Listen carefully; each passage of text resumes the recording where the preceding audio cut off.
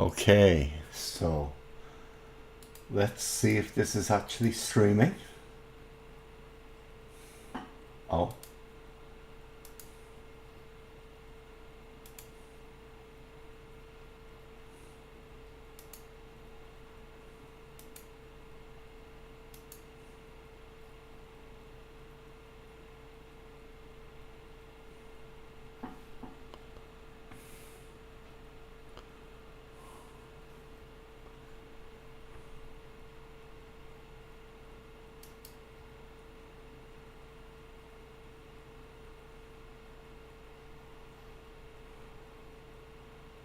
Okay, cool.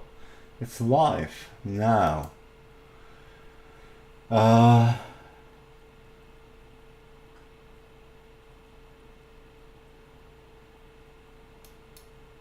Stream URL. And let's see if this works.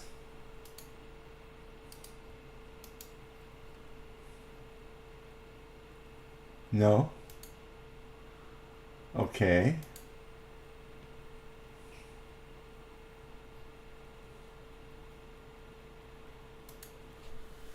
Hello there. I'm just trying to figure out how to share the stream with people. So we're running into a problem that exists between the user and the keyboard, as in I don't know what I'm doing with in terms of streaming. Oh, get shareable link. That's probably it.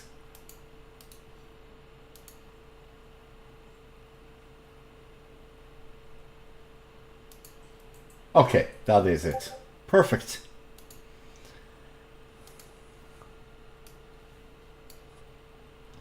So let me paste this. And paste it here.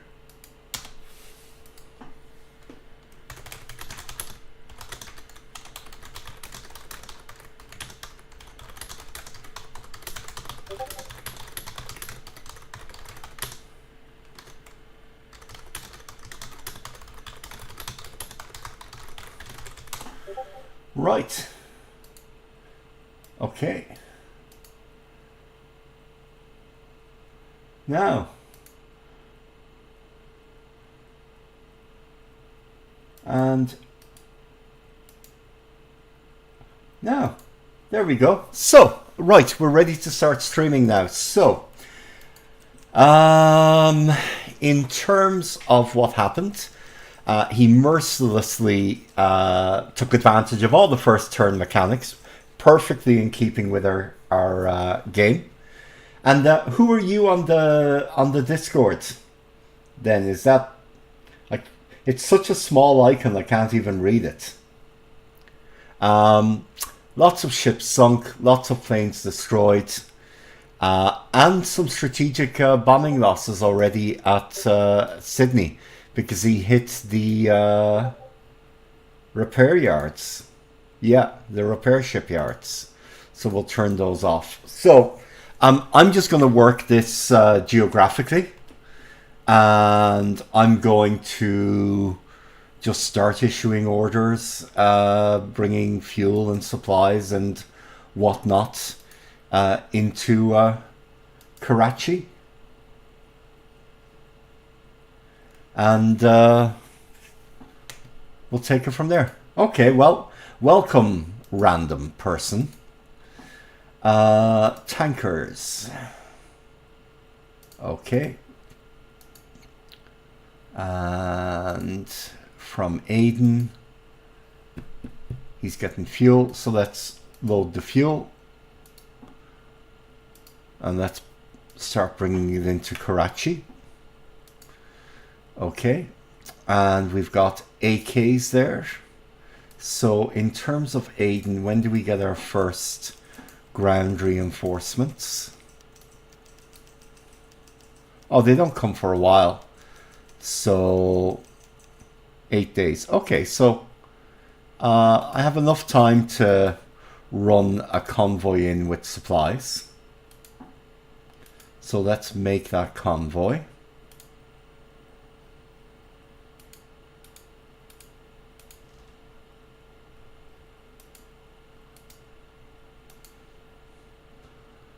And load supplies as well.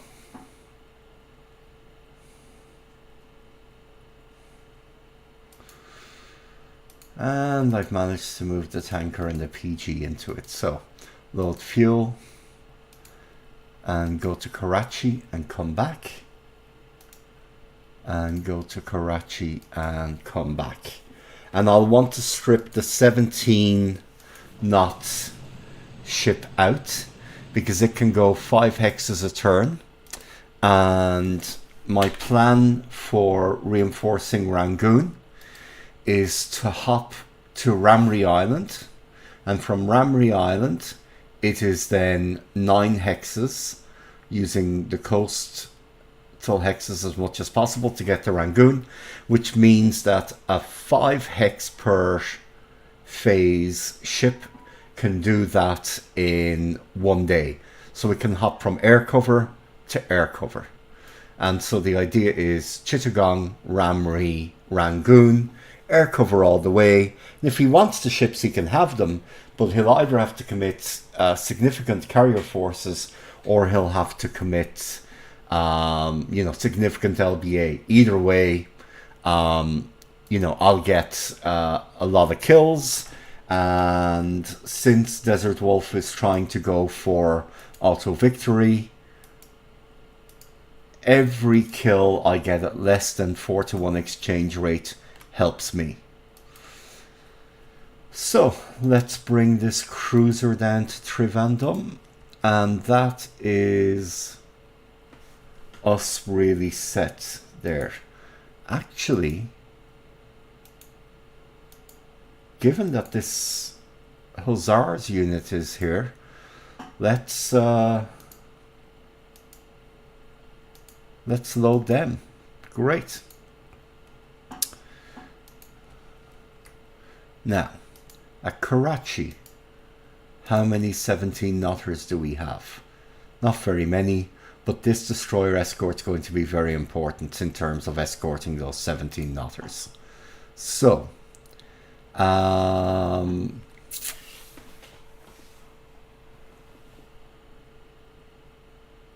what do I want to do with them? Abadan. Okay, so it's going to become the tanker capital. So let's get the 2 tankers loaded up, load fuel,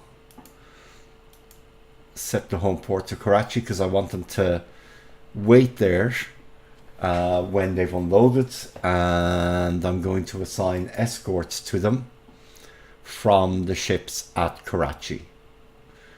And then the AKs and XAKLs, well, they can just load cargo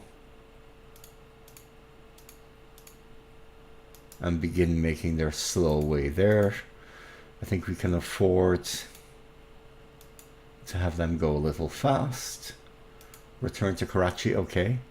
And first thing they're going to do is load supplies and then go to Karachi. Okay, now in terms of other shipping there, I want to keep 1 AMC there to tend the mines.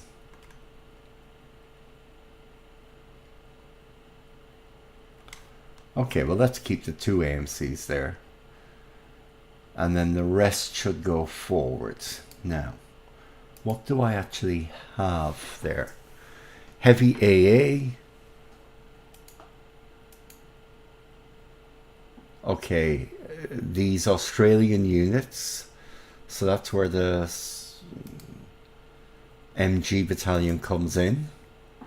The heavy AA can certainly load up.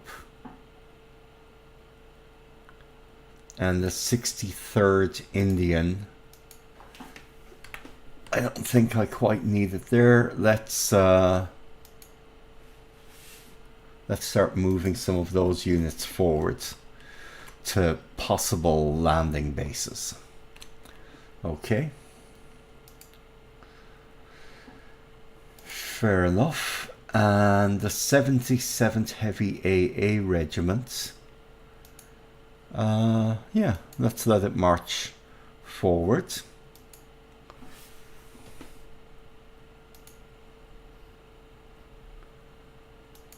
And then these guys here, transports cargo,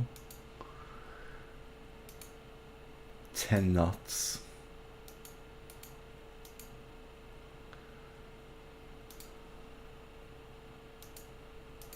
I'm happy to keep these corvettes here as the beginnings of an ASW task force.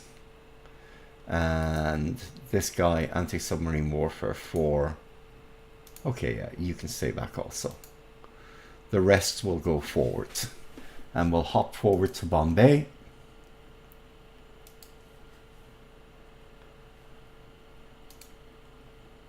And wait there.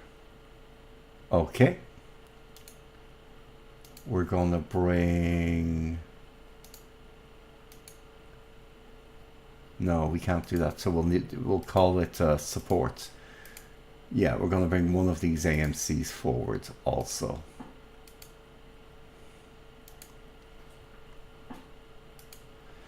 Okay. And what are we going to do with our airplanes? So it's a light bomber, which means it's utterly useless, really. Has a range of 11. So that means, in terms of transport, I think it can fly 5. That's too far. But from Myitkyina to here, it can probably do. Okay. So it's really not very useful. And then these guys have a range of 21, and these guys have a range of 7. So they're also kind of useless. But what they can do is train bombers. Bomber pilots. Okay. The other thing they can do is ASW. And that actually would be useful. So we'll do ASW. And we'll leave it with random arcs for today, because you can't do everything at the same time. And the rest of it, you know, the arcs, will set them up later. And licensors, training, naval attack, 100%, get 3 pilots. Yeah, they're already decently good at ground bombing. And set the range to 0. And then the Blenheims.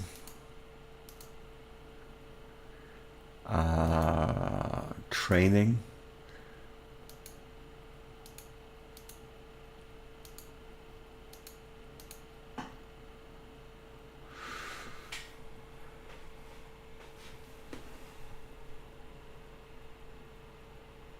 And naval attack.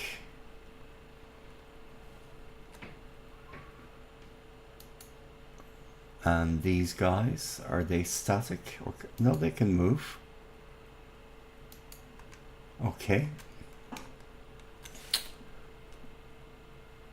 So they can't strat move, but if they get here, they can. Okay. And then these units. Those are static, but these units can move. So let's just get them to Lahore and figure out where they go from there then.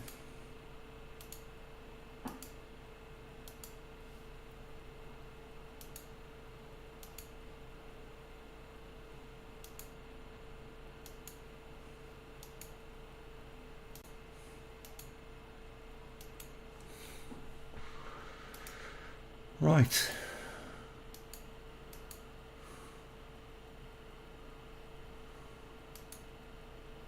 Actually, they'll be quicker off going down to Sialcott. Okay.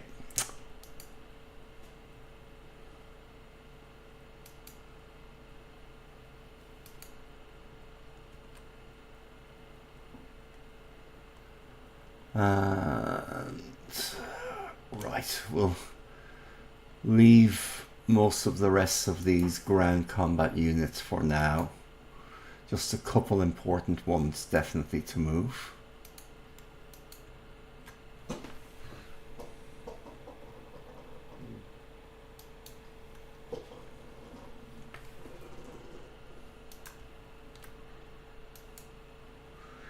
So these guys go here. And then there's another infantry. Oh, I thought there was an infantry division here somewhere. Guess I'm wrong. Okay. Well. Unit Madras, Calcutta, Hyderabad.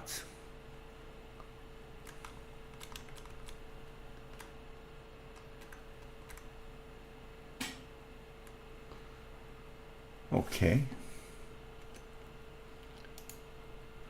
So strategic move to Viz Gadapam.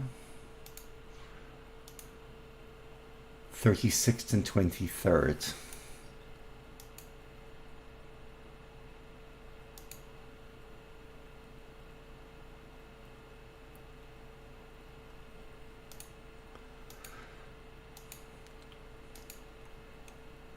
Oh, it hasn't arrived yet. Okay, well that will explain that. And then Hyderabad. Yeah. And then Calcutta. Yeah. Well, you'll go to Visakhapatnam and do what you can there. And then these guys go into reserve mode and divide the unit. These guys in reserve mode.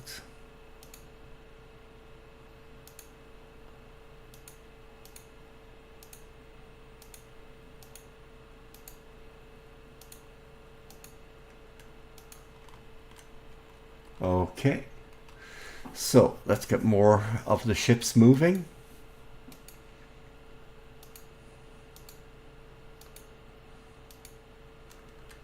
And let's get you into Bombay. And also disband, so you'll be in Bombay tomorrow. And then let's try and load up some cargo. So really like that 17 knotter there.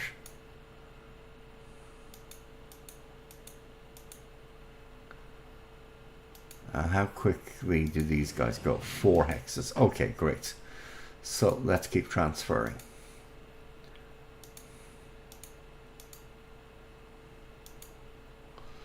Now what are they dropped down to? 3 and 3. Okay. That's what I thought. And we'll get rid of the 13 knotter. And then in terms of escorts, there's not a heck of a lot there. Okay.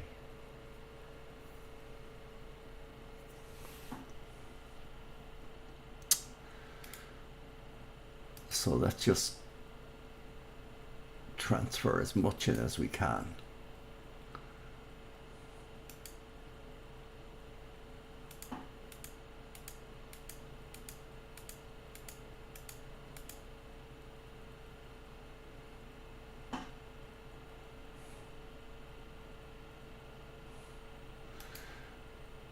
Can they still dock? Okay, let's just check. 84 of 48,000 tons.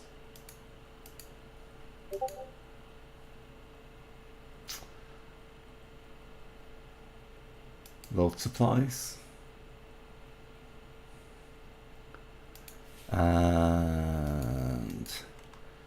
set their base to Colombo. And they're not going to unload. And let's get the rest of the cargo shipping moving.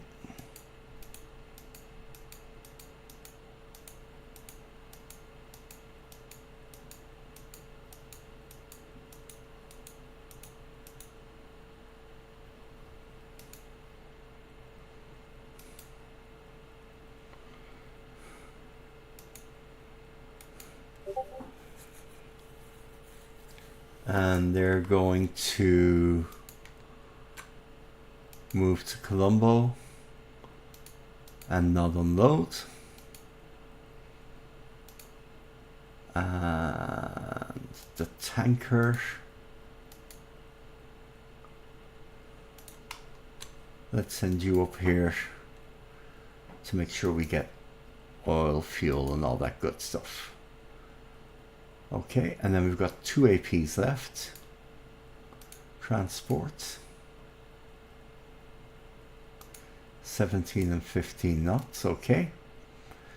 And for the first run, let's let them just carry supplies. Hello, Major Problem. Welcome. This is the first Allied turn in the Grand Campaign scenario against Desert Wolf.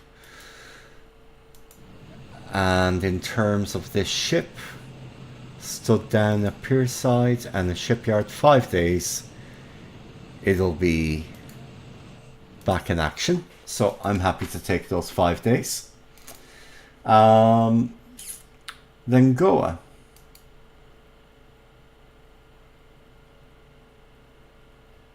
Port capacity. Yeah.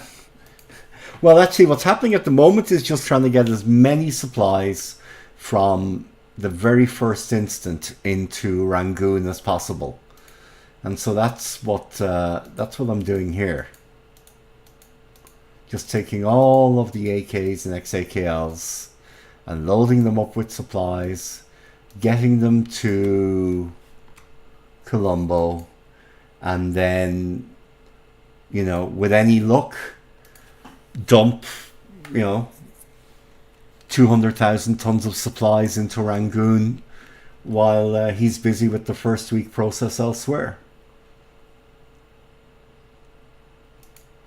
And they're docked.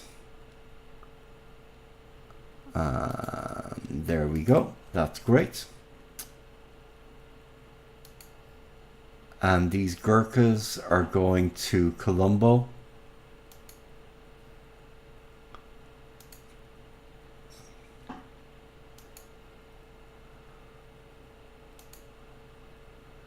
And these guys are going to Colombo also. And these guys are going to Colombo. Grand, yeah. So when they all get to Colombo, there should be some choices as to what comes next. Form, unit, transport, these guys. Load supplies. Don't unload, and return to Colombo.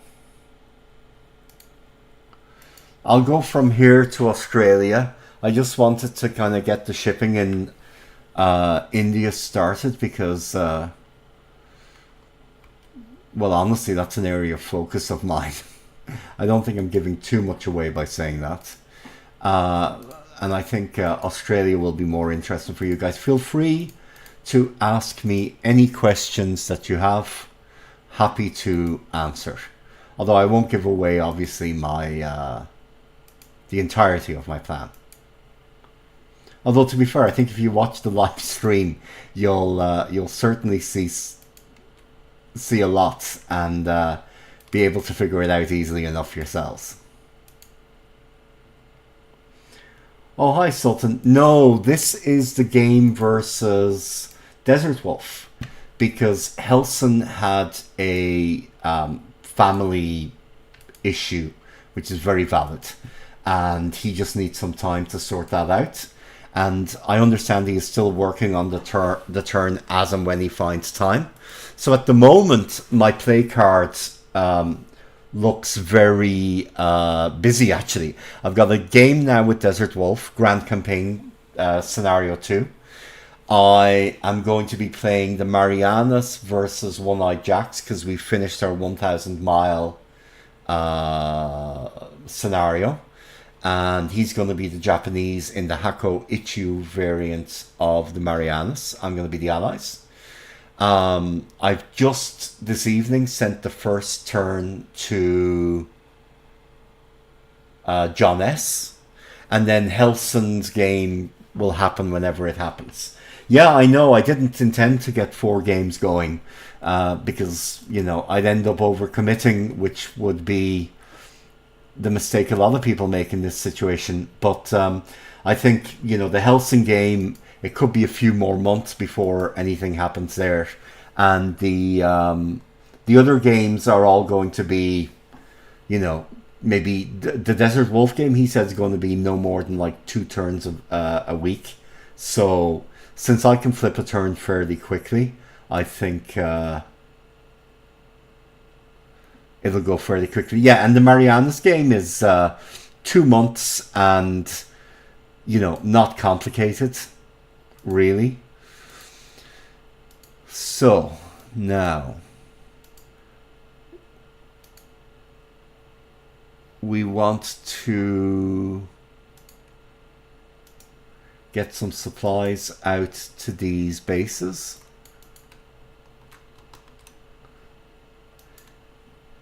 Because I want to make sure that they can build up.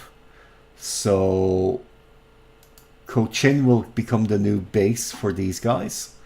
And they'll bring, you know, 1750 tons each time they do a run. And they're little 10 knot XAKLs, so they're not really that useful on the front lines. So this is a good use for them. Adu. And load supplies.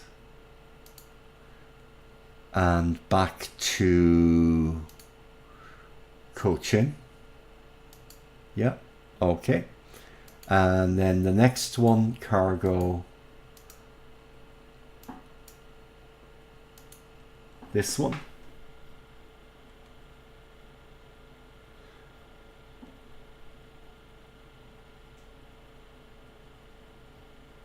Oh, yeah, no, absolutely wouldn't use them for the run to Rangoon. You're asking for losses that are avoidable. And especially with this being a points game, that's not what I want to do. I'll show you what my plan there is, just very simply.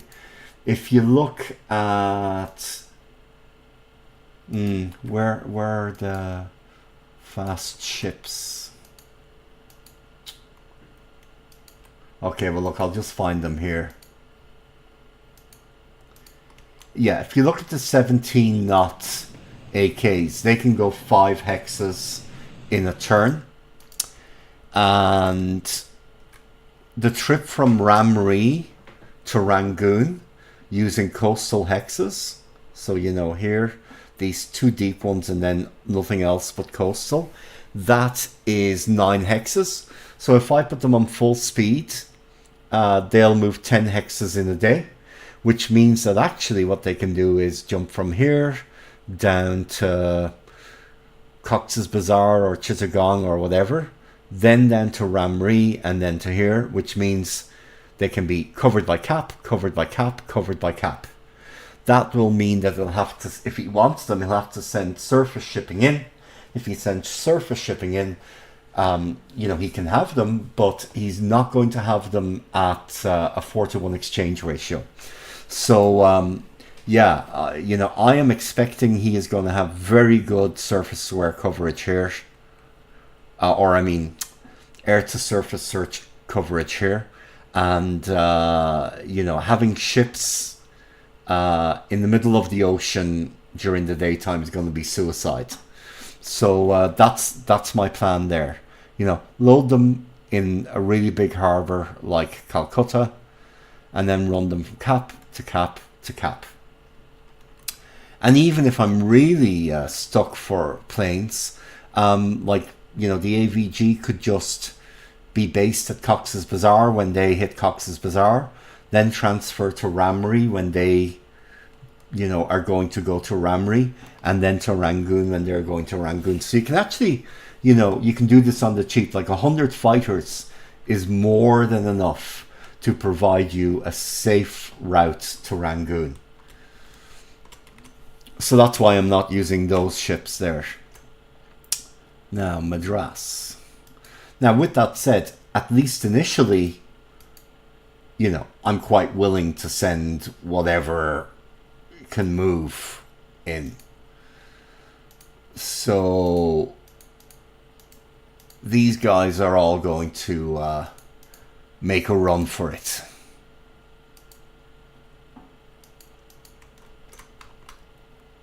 Because I want to get lots of supplies in. Yeah, but I suppose the thing is that does that really matter if the big AK doesn't get sunk? Or if to try and sink it, he has to send in cruisers and destroyers and lose some of them. You know, it's all a choice. I just, you know, don't like losing shipping in the middle of the ocean when it doesn't have to be done. You know, there's a view, I think, that the Soviets are completely insensitive to losses, and you know, and obviously I'm an adherent of Soviet doctrine. I don't see it that way at all. I see it that the Soviets are just somewhat willing to take losses if the end justifies the means. And in this case, I definitely think the end justifies the means. So, you know, I'm happy to take the losses if that's what's required. And let's form an ASW task force. And send these guys to Colombo. And max react 1. I'll have to sort out the commander of that task force later, but for now that's good enough because he's not going to be nearly aggressive enough. 19 hexas. Okay, so, and the 6 wildebeest. Okay, train, naval attack, and get as many pilots in there as we can and train your little hearts out. Okay, now in terms of the shipping, let's get the swordfish off the ship. Naval attack. Okay.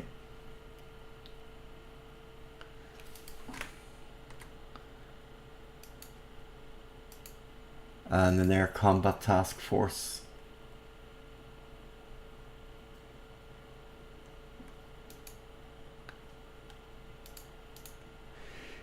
Yeah, that's certainly valid. I just think, you know, all things considered, I think it's still worth doing.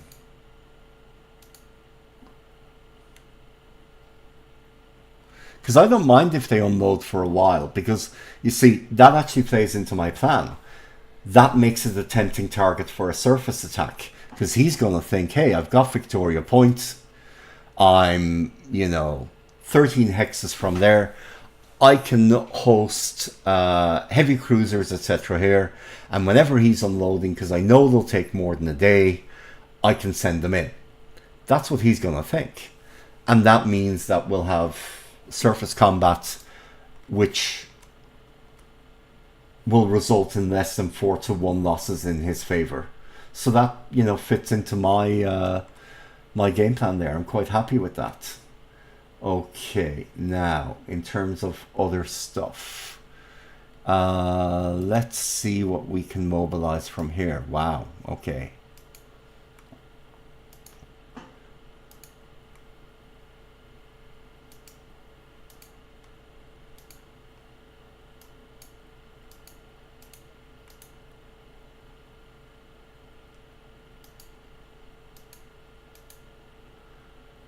Load supplies. And race down to Rangoon. And go directly and coastally. Okay, no, go directly.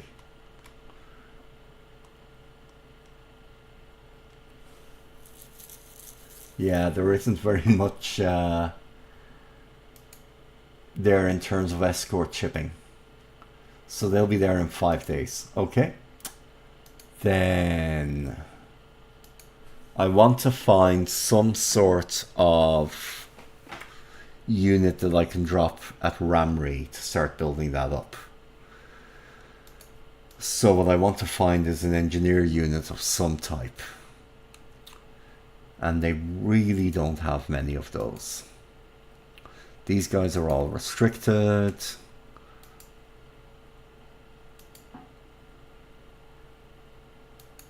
A base force here. That has some engineers. And it looks like it could be flown out.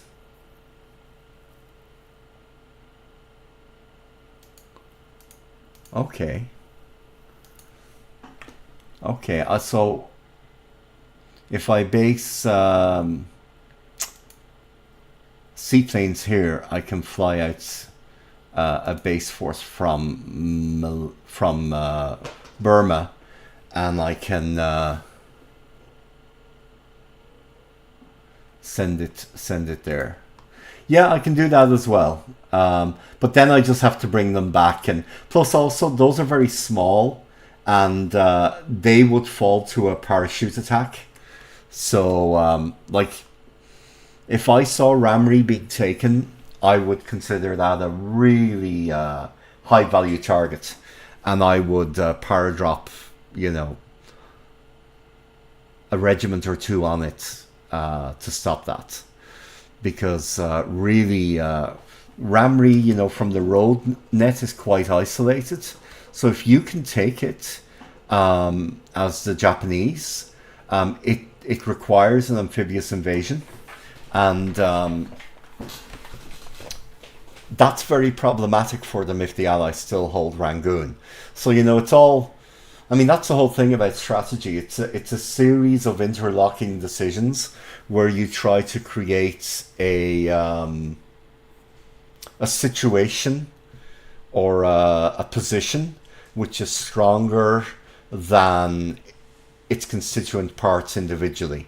You know, Ramri on its own, Rangoon on its own, you know, Southeast India on its own. Those are all kind of weak positions, but together, you know, if you lock these together and you have shipping that can make it to Rangoon, and you drop loads of supplies in, and then that makes China much stronger, suddenly you've got a, you know, an interlocking strategy. And the whole point of this is to get huge amounts of supplies into Rangoon and have that supply flow into China.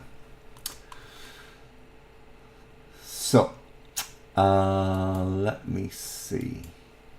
And you have to remember as well, like that in terms of flying units out there, there is some sort of Chinese transport squadron around here somewhere. Let's find where they are. Transports. Kunming. Yeah. So they've got a range of 15 hexes, you know. So actually, now the problem is this isn't, this doesn't have an airbase yet, but you know, the nice thing with them is that they can then immediately fly here, and oh, they're restricted. Damn. Okay, well, transfer to base, Chongqing.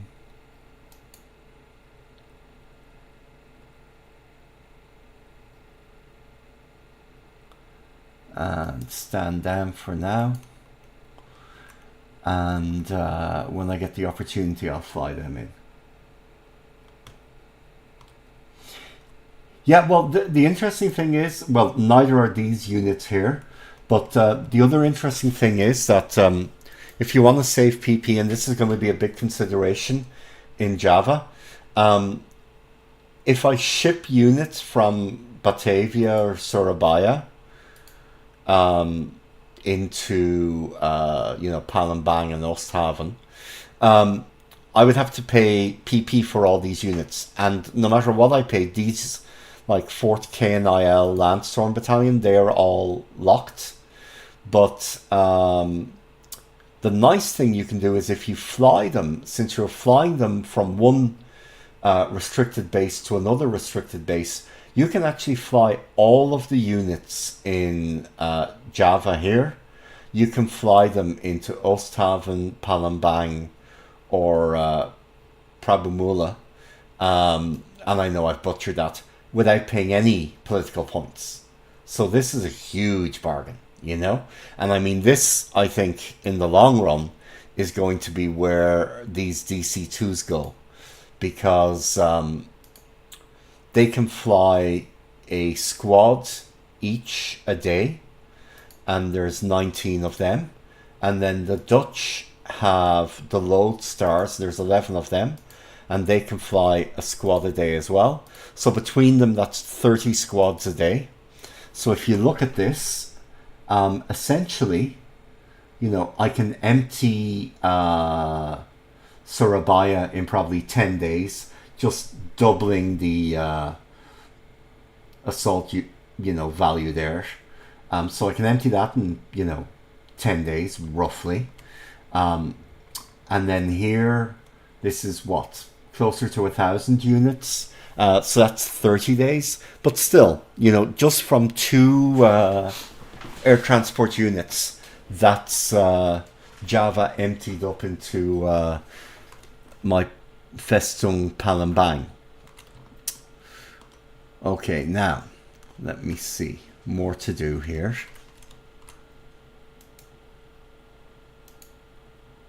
Okay, I want these guys. Cargo. Speed.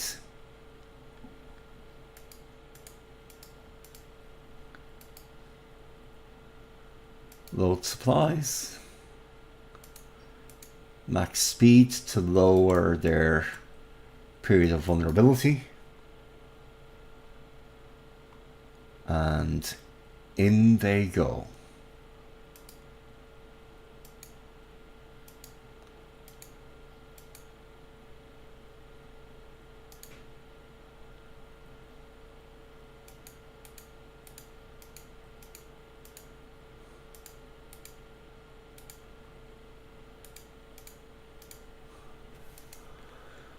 Load supplies.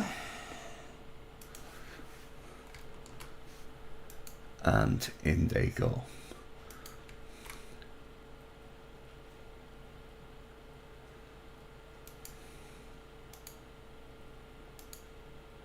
And why am I focusing here?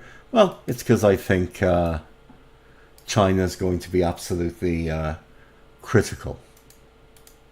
The slow XAKLs will be pulled out, and they will return to Colombo if they survive.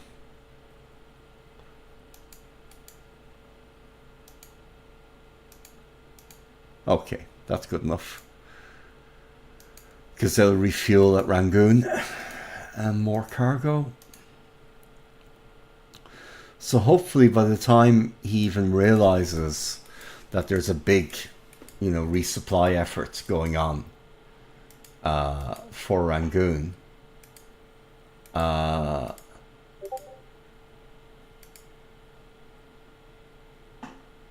should have affected, 250,000 tons of supplies being dropped in. And let's clear up the routing and go coastal, because that's very protective from his submarines. And then the last thing I want is the slightly faster AKs. Yeah. And these are guys I'd actually like to keep around. So what we're going to do with them is we're going to put 2 PGs with them. Then the big convoy of 3 Hex 1s will get another PG. And you can see here I'm prioritizing my my protection on the ships that I actually need long term.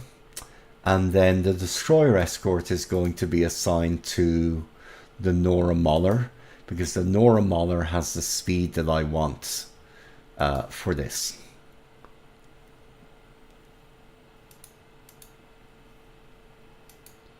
So she can be down in Rangoon in 2 days. Now, if I go coastally, oh, that increases it. Okay, well, 2 days it is.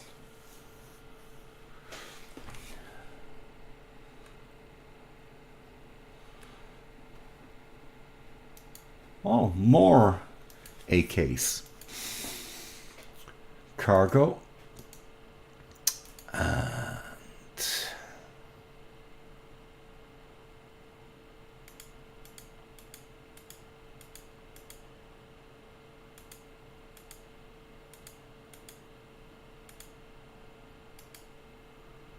they're docked and they're loading supplies. And they're going to run down to Rangoon. Yeah, and you know, essentially what I'm betting is that he's just not going to be able to leave, you know, 250,000 tons of supply going into Burma every, you know, week or two. He's just not going to be able to tolerate that long term.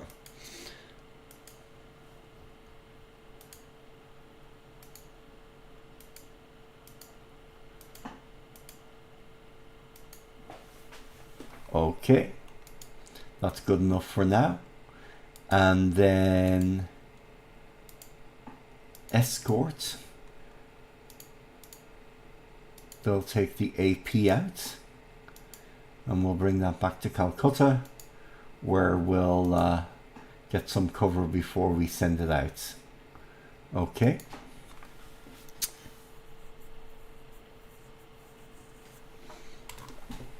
Now, so we've got a bit of a shape here. Interestingly, he hasn't landed at the Philippines at all. So, you know, that's interesting. What he has done is he has landed here at Ambon, Kandari, and Manado. And so he's essentially created this salient in my lines, cutting the DEI off from Australia. Now, not completely, but to be fair, largely. And that's important because if he's hitting Australia, then we've got some really big questions to ask about what we're going to do here. And again, in Australia, you can see he hasn't hit Port Moresby or Rabaul, although he has hit Lafoa, so he's going to hit Noumea. And again, I just view this as he's going deep. He's going to backfill these things, knowing that, you know, I'm not really going to be able to reinforce them while Kido Butai is in the area. And this is where he wants a big attack. Townsville is 31 units there, including a lot of tanks. So, you know, I think this is a clear land invasion, which is designed to get to Brisbane. And then the question is, will he go south from Brisbane, where he is, where he will activate reinforcements? I think that there's very little point fighting for anything north of Toowoomba. And, you know, at best I can see here, there's a nice defensive line there, you know. Why would I want Toowoomba? Well, it's inland. And if I based any fighter defenses, etc. at Brisbane, I'd just be inviting naval ship bombardments. So that's why, rather than defending this line here, also you can see, you know, just very easily outflanked. I'd rather hold this line here and invite him absolutely to outflank me. But, you know, that's quite a wide envelopment, and it does invite me to counter envelope him. Or counter envelop him, I should say. So, what are we going to do? Well, first things first, let's get the Wirraways out of here so that they don't get absolutely annihilated. Low naval, okay. Now, this is a nice airfield at Charter Towers.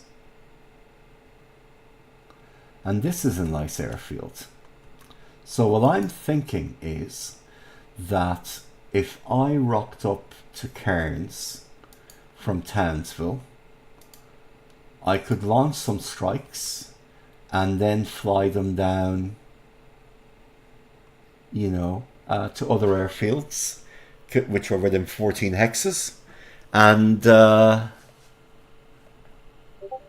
escape. So I think that's what I'm going to do. These Wirraways are going to go on naval attack, and they're going to go on naval attack at 3,000 feet. And let's see the pilots now. Ground bombing 65 to 42. And let's see what we get if we get replacements in. Are they better or worse? Ah, they're significantly worse. Okay, well, such is life. So these guys will go to Cairns, and from there they will see about striking whatever is available. Now, I have the HMAS Adelaide here, and at full speed she might be able to make Townsville. Let's see. No, not quite. Okay. But still worth getting her there, because by tomorrow she can be there, and certainly even being here, there might be enemy shipping on the way. In fact, I suspect that, you know, there's another convoy from here that's, you know, making its way here but didn't quite get there, and will get there in a day or two.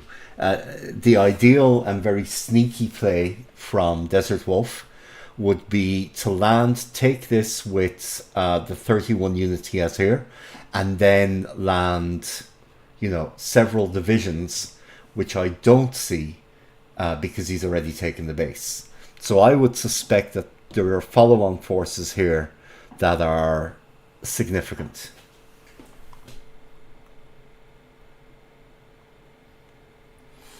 Well, I'm hoping actually that she'll get the follow-on force, because what I'm thinking is she'll end up here, and I'm thinking that there's going to be a follow-on force somewhere in there, and either, you know, if these guys pull back quickly, she might hit them, or she might be able to get in among them, or she might hit the follow-on force. I don't know. But the other thing I'm going to do is, because, you know, in for a penny, in for a pound, we're going to send the heavy cruiser Louisville in. And she's going to move 18 hexes. 1, 2, 3, 4, 5, 6, 7, 8, 9. 1, 2, 3, 4, 5, 6, 7, 8, 9. And then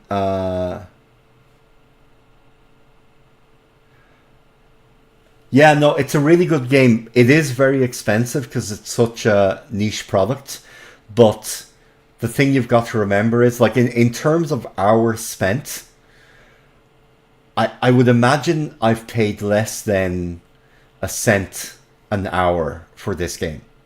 So, you know, when you look at it that way, it's very cheap. Plus, yeah, as Sultan says, it goes on sale. Okay, so float planes. You are going to do naval... No, are you going to do naval search?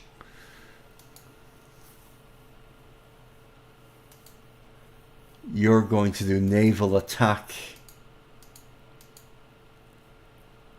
at 3,000 with 30% search. Okay.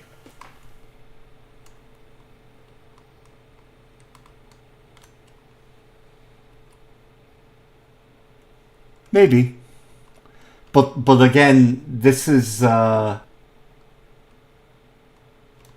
well, KB's down here. And he certainly knows these ships are here. But again, you know, what you need to bear in mind is that this is Soviet doctrine as well. In Maskarovka operations, you generally would commit up to a third of the force into doing things which look like they're supporting other plans. So, you know, I'm quite happy having a third to half of my forces on the map doing stuff which makes it look like my actual plan is something different. And the big question in DW's mind at this stage of the game is going to be, because I believe that he wants me to defend forward, where his 100% intelligence, or, you know, 100% intel, because, you know, he's reviewed the starting positions of all allied units in the game, and the fact that he has optimized his forces and covering forces, etc., it gives him the greatest advantage. So if I can look like I'm doing that, I think he's going to think that I'm fighting, gonna fight forward. That, I think, is going to tie Kido Butai to Australia, because he's going to go, my plan is working. And that's something I need for my actual plan to discomfit him in the next month to come to fruition.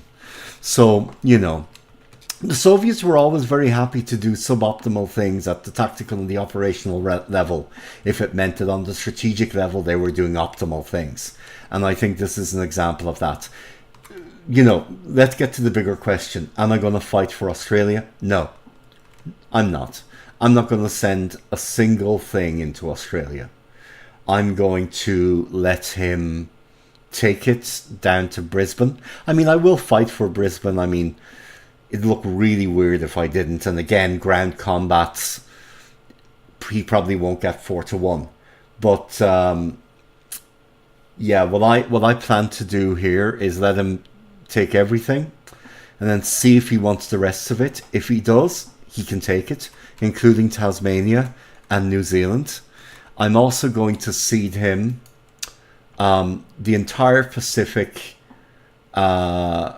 running from here, kind of the Soviet base at Petropavlovsk, to Hawaii, and then from Hawaii to Panama. I'm going to hold Panama, Hawaii, and the Aleutians. But initially, at least, I'm going to let him have all the rest of this. You know, he's already driven through here. So basically, this section of pie here, that quarter of the map, more, but that's his. I'm not going to send a single unit into that area to die forward and to fight forward. Yep, And the trick will be that I'll have to make up for that elsewhere. But, you know, part of doing this, obviously, is that I need to make it look like I'm fighting forward at least a little bit. So that's where Louisville and Adelaide are going to sacrifice themselves. Now, let's do Oz. No, this is 2-player. My opponent is Desert Wolf, who has a reputation on the War in the Pacific Jochen Haydn Discord as the best player there. I think that would be fair to say. You know, correct me if I'm wrong, anyone, but and the idea is that I wanted to play him to see if he's that good and to test myself, and you know, because it'll be enjoyable. Now, in terms of shipping here, these guys, well, they're not very good, but they might as well try and have some surface combat anyway. And then they are going to try and make some sort of an escape. And we'll try and have them bounce to Bowen and go into port there. And then the transports, they're going to scatter. And because he hasn't gone for Fiji yet, I'm thinking there might be a possibility of running to Fiji. So I'm going to give them that opportunity. And the routing, they should do the safest routing possible.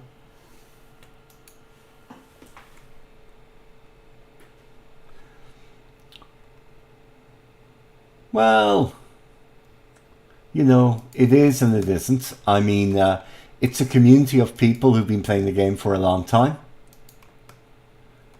You know, plus also, you know, reputation and who's best at what is so amorphous. So, you know, but certainly he's unbeaten there. So, I mean, you know, you have to use some yardstick.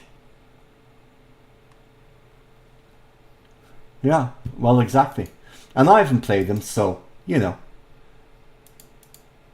it's worth taking on.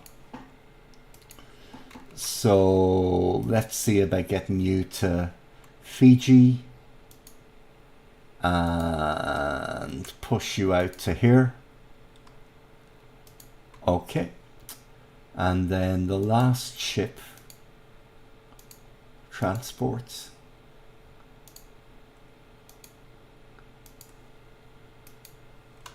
And again, push to Fiji. And to here.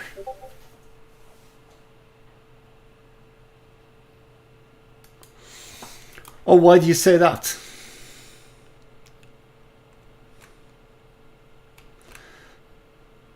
Now, since he has lots of carriers here, I'm going to bet that he doesn't have a carrier here. Now, that could be a very poor bet, but I think it's one worth taking. And so what I want to do is I want to find bases within 8 hexes that I can fly from and bomb him from. And to be honest, actually, Charter Towers looks like the best one. So what we're going to do at Charter Towers is we're going to move the Hudsons up there, and we're going to set them to attack at 3,000 feet out to a max range of 8.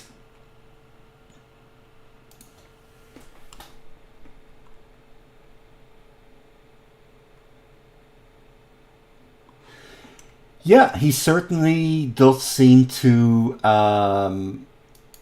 you know, get the strategic there, which is good. So 14 hexes. I can't really get where I want to go in 14 hexes.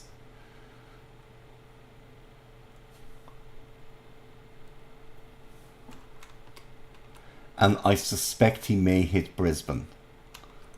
So 1, 2, 3, 4, 5. Okay. So in terms of the Wirraways,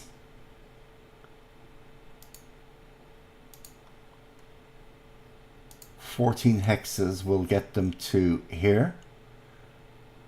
Oh, it won't quite get them to Rockhampton. That is a pity. It will also get them to Toowoomba. Now, if I put them at Brisbane, I think he will airstrike that next. Or you know, he'll either go towards Melbourne or Brisbane. So that's high risk. So let's fly them to Toowoomba. And then naval attack.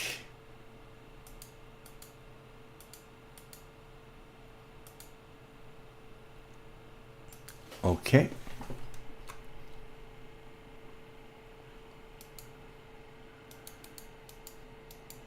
And these PGs, okay. They're not great, but again, these ships are all dead. If he comes up north anyway, so I might as well do something useful with them. Return to Maryborough. Surface combat.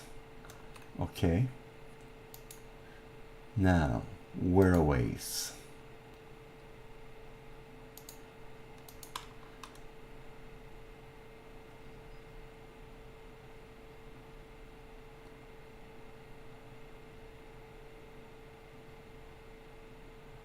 Let's just split them actually.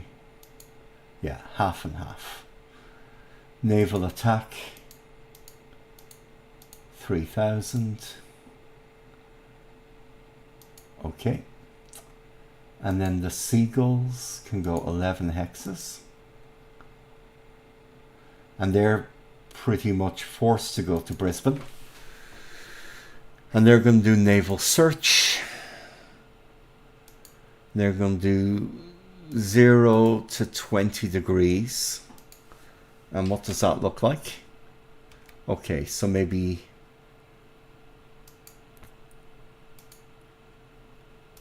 10 to 30. Okay, great. So that'll give me some eyes on, which will be helpful.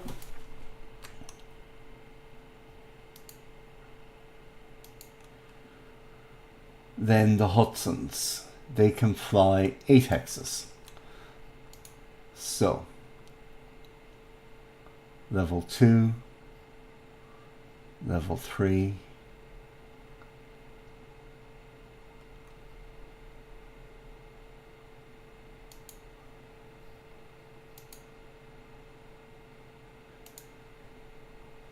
$11 hexes.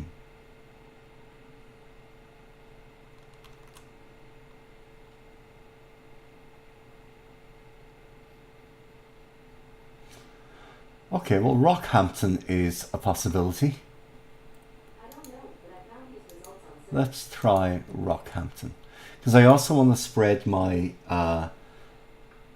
my Hudsons and such like out so that one lucky airfield strike doesn't catch all of my bombers, you know? So, naval attack. Set all level bombers at this base. And from Rockhampton, they are 8 hexes from Townsville, which means they're within their normal range, and 5 hexes from there. Okay. And then the Seagulls. Oh, these must be from the ships that sank. Oh, that's kind of cool. and put these guys here. So just getting more more sign of air units near the coast, and keep these guys at Sydney to make it look like I'm at Sydney. Okay. Now, these Wirraways, they can fly 14 hexes.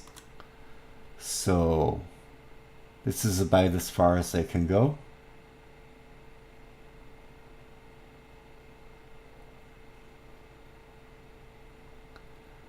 And let them fly here. Naval attack. 3,000. And no airfield attack.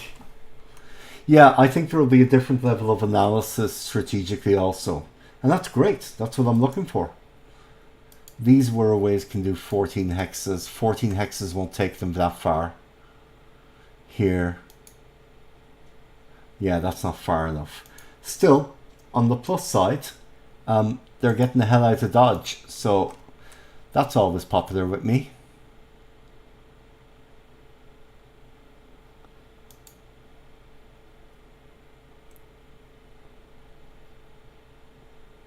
Training, 100, naval attack.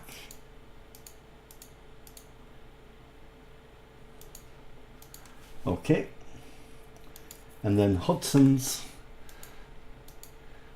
naval attack. And they've got a range of 8, but they want a level 4 airfield. So I think Rockhampton's a good place for them. Great. And do I have any other airplanes at all in range? Not particularly. These guys at Cairns can attack down south. And then these guys. Now, they carry 500-pound bombs. And the Empires carry 500-pound bombs. Okay. Well, I foresee some air attacks in these guys' future.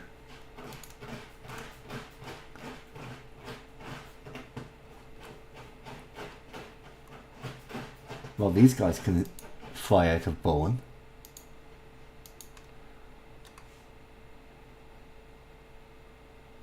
They can also fly out of Rockhampton. And then they can hit both. What's their range again? 12 and 15. Okay, great. Rockhampton it is. Oh. Why can't they? Oh, they're at Rockhampton. I thought it said they couldn't fly there. Okay.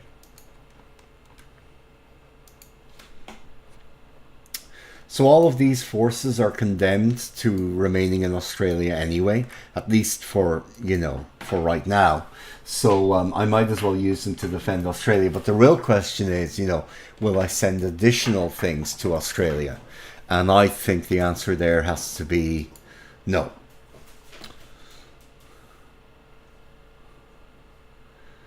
Naval attack. 3,000. And max range 10. Set all patrols at the base. Okay. Now, any other warships anywhere? Yeah, here, but they're really badly damaged. To be fair, you know, they're going to sink. So let's see if I can do something with them. 22 knots. Okay. Can it reach Maryborough? Not really.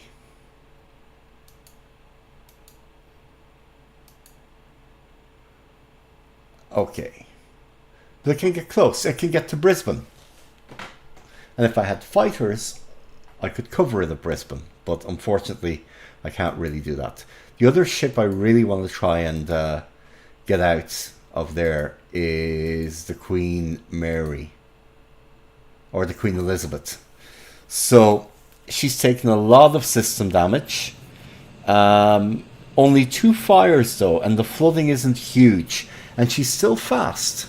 7 knots or 7 hexes. So I think there's a reasonable chance of her sprinting to New Zealand and getting, resupplied, or and at least a little bit of repairs.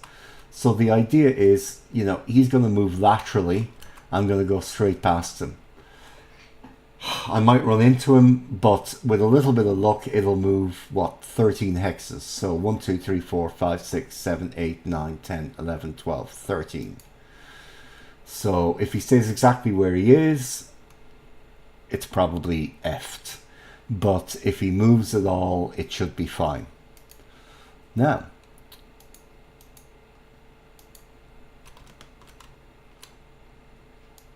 I also have another couple of cruisers running around.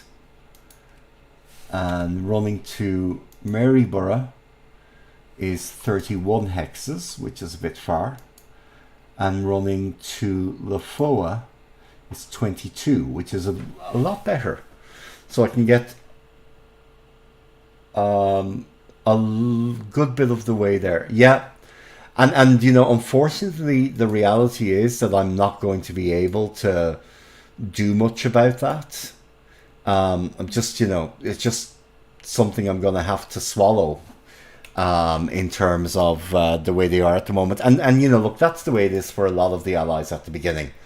So, I'd rather be doing something with them, though. Because, again, that feeds the whole Maskarovka that I'm going to be fighting forward.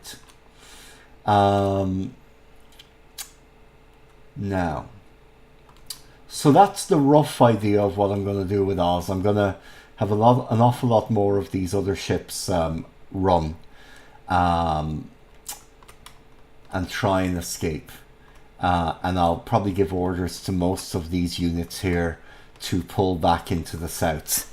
Because, if he wants Perth, he can have it. So I think, I'm just going to try and move as much of all these units here into this southeastern redoubt as possible. Because I would expect that that's where he's going to push me anyway. So I might as well not lose them piecemeal. Okay. In terms of other things then, these ships are on the way. And as you can see, they're all on the way to Oosthaven, and I've split them up by speed.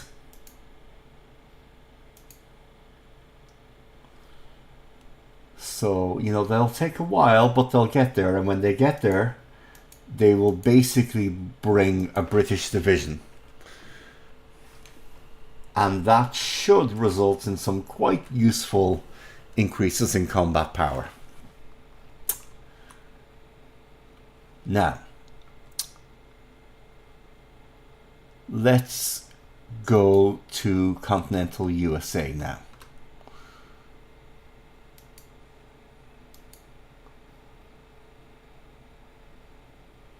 Okay, so I want to gather my shipping here.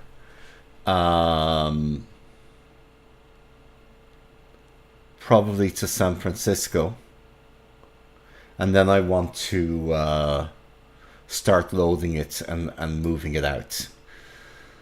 So first things first,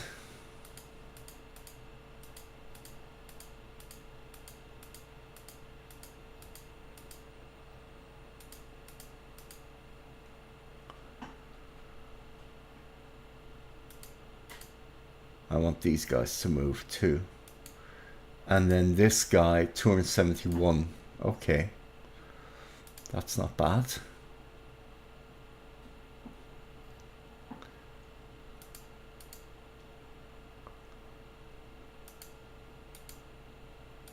Oh, they're static. Okay. So I'm going to move these units to San Fran.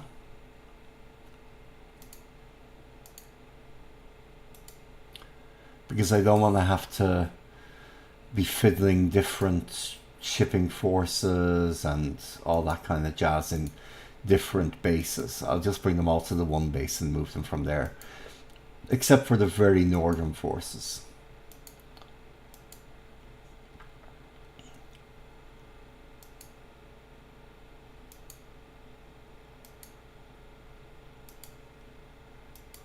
Okay. Yeah, exactly. I do the same. I do kind of a geographical distribution. Now, for right now, I'll just move them all probably to San Fran,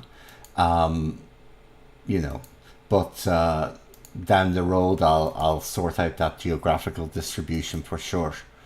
And then in terms of shipping, air combat, let's get these guys to San Fran.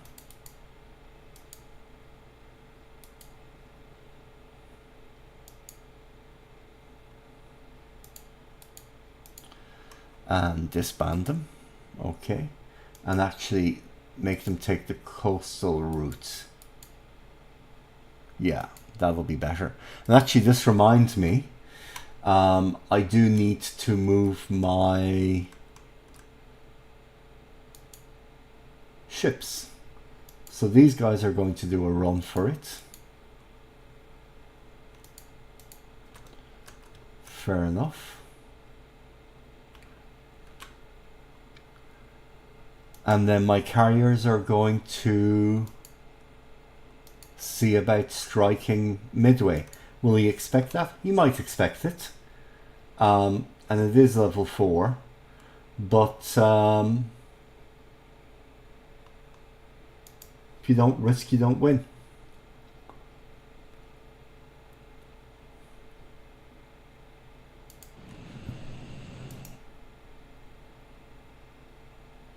Escort, okay, I'm happy with that. Naval attack. Set all carrier dive bombers to that. And naval attack. 3,000.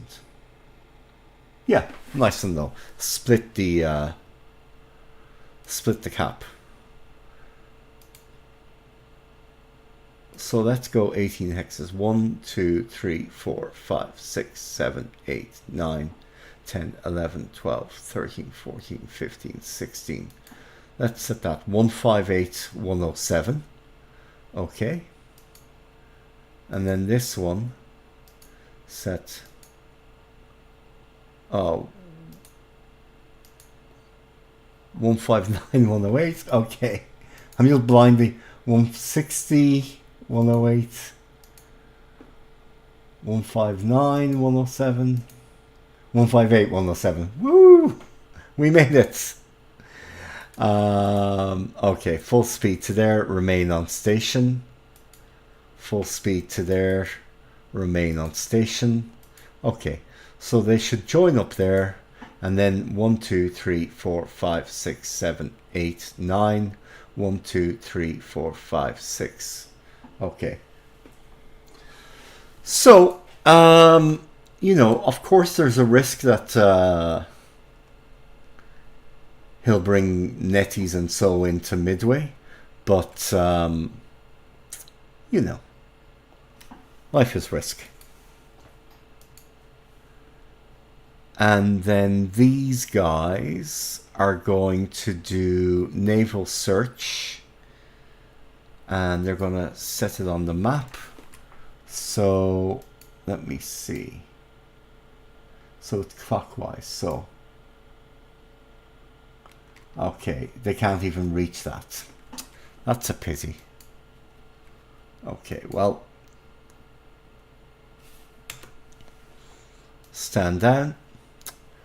And these guys then are going to see how far they can fly, because I want them in the DEI.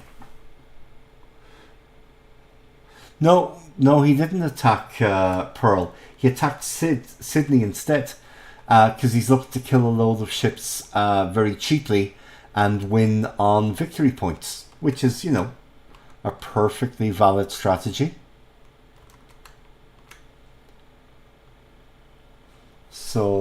56. Great, 56 hexes it is, all the way to Fiji.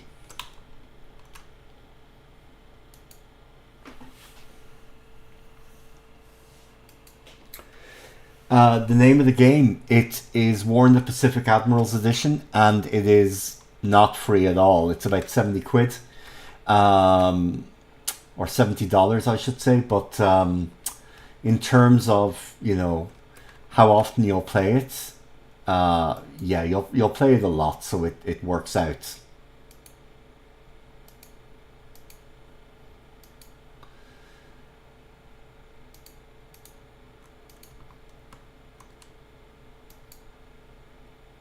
And send that into Midway, and then back to Pearl.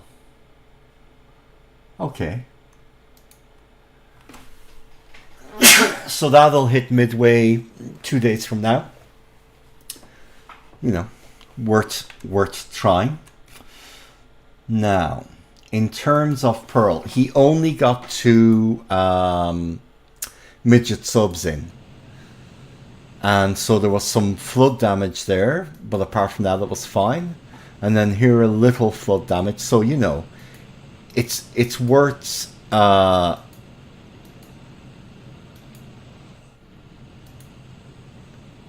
it's worth letting them repair in the port itself. No, I think he launched all 6, because I see a task force here, which is like 6 enemy submarines. And 2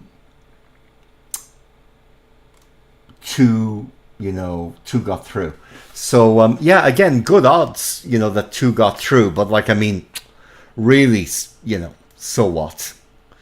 And the McFarlane can turn around and run back to San Fran.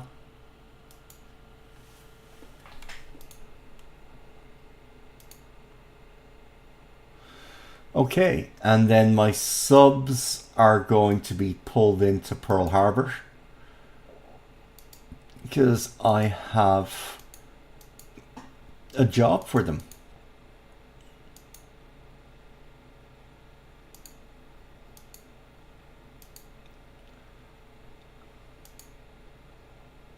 And Thresher. Jesus, it's not a good name for a sub anymore. And Plunger. Right. Oh, for God's sake. Set Pearl. Oh, yeah.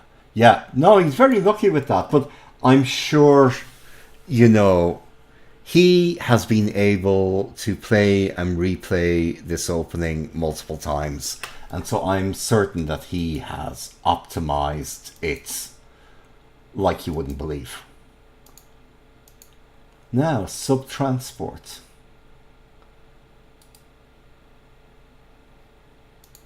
(21 inch, 21 inch). So these 3 guys are going to do sub-transport. And what are they going to carry? Well, we have to put one of them into a movement mode. So they're going to carry something which has some offensive firepower. 4th Marine Defense Battalion. Right. Because we said nothing about not allowing our submarines to carry, you know, special forces units or whatever to launch attacks. So these guys are going to carry Marines who are going to become de facto Marine Raiders for now. Lahaina, okay. Sub-transports. And you're also going to go here. And then there are some more subs on the mainland. Yeah, 6 here. And sub-transport. Everything with Mark 14s is sub-transport. except for the Nautilus and the others. Am I going to do blockade running to Luzon? I'm going to do some stuff there, but no, not so much. He will have baked that into his planning. The way that I throw his plan off is to do something that he just wouldn't predict, wouldn't expect, and wouldn't prepare for, and which is going to require him to adjust his focus. So, blockade running and keeping Luzon active for another, month more than normal just isn't really going to do much there. So I don't think there's a huge point to that, no. And then what have we got here? Okay, so these guys are training for escort at 20,000 feet. And let's get all the pilots in. And let's pull out anyone who's actually good. Okay, no one's good, so fair enough. And I'm just doing this because, he might decide to raid continental USA. So no harm having some fighters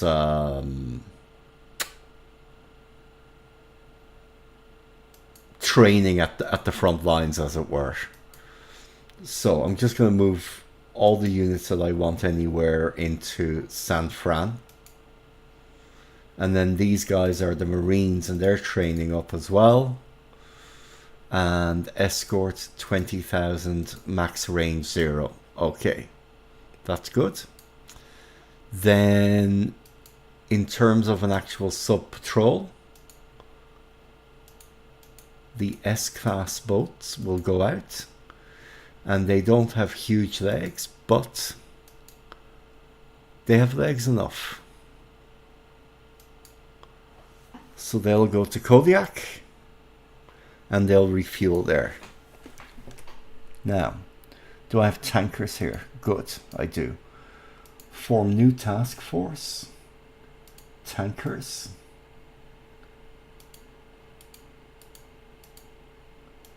$14 knots.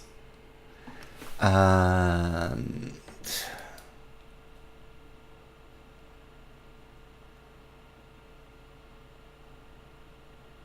AVPs, okay. Well, let's send them along with the AVD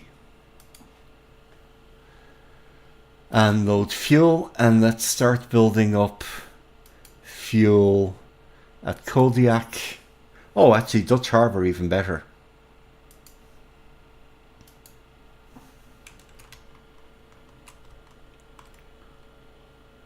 Oh yeah, great. And we'll start giving fuel to that base. So let's build up the airfield with what we've already got.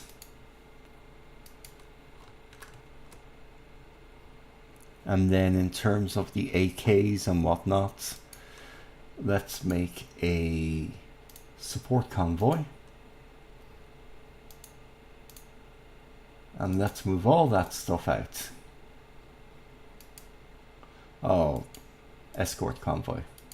Yeah, that'll move it easier and better. Okay. So let's move all of these units out of San Diego.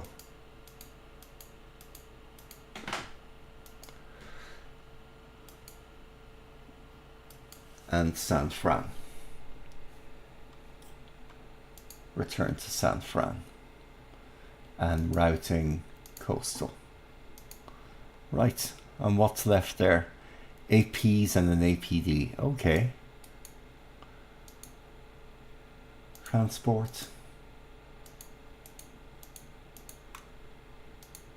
Okay. Set home port San Francisco. And return to San Francisco.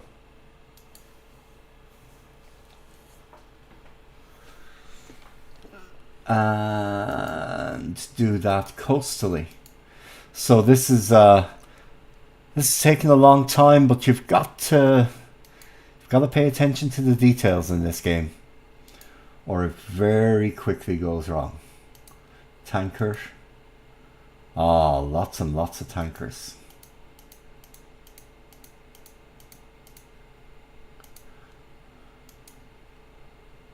Load fuel. Don't unload and go to San Fran. And do that coastally. Right. And then let's check for the AA units. Yeah, that can move to San Fran. And then everything else should stay where it is. The Kingfisher, ASW, 50%, 2,000, and that should move to San Fran.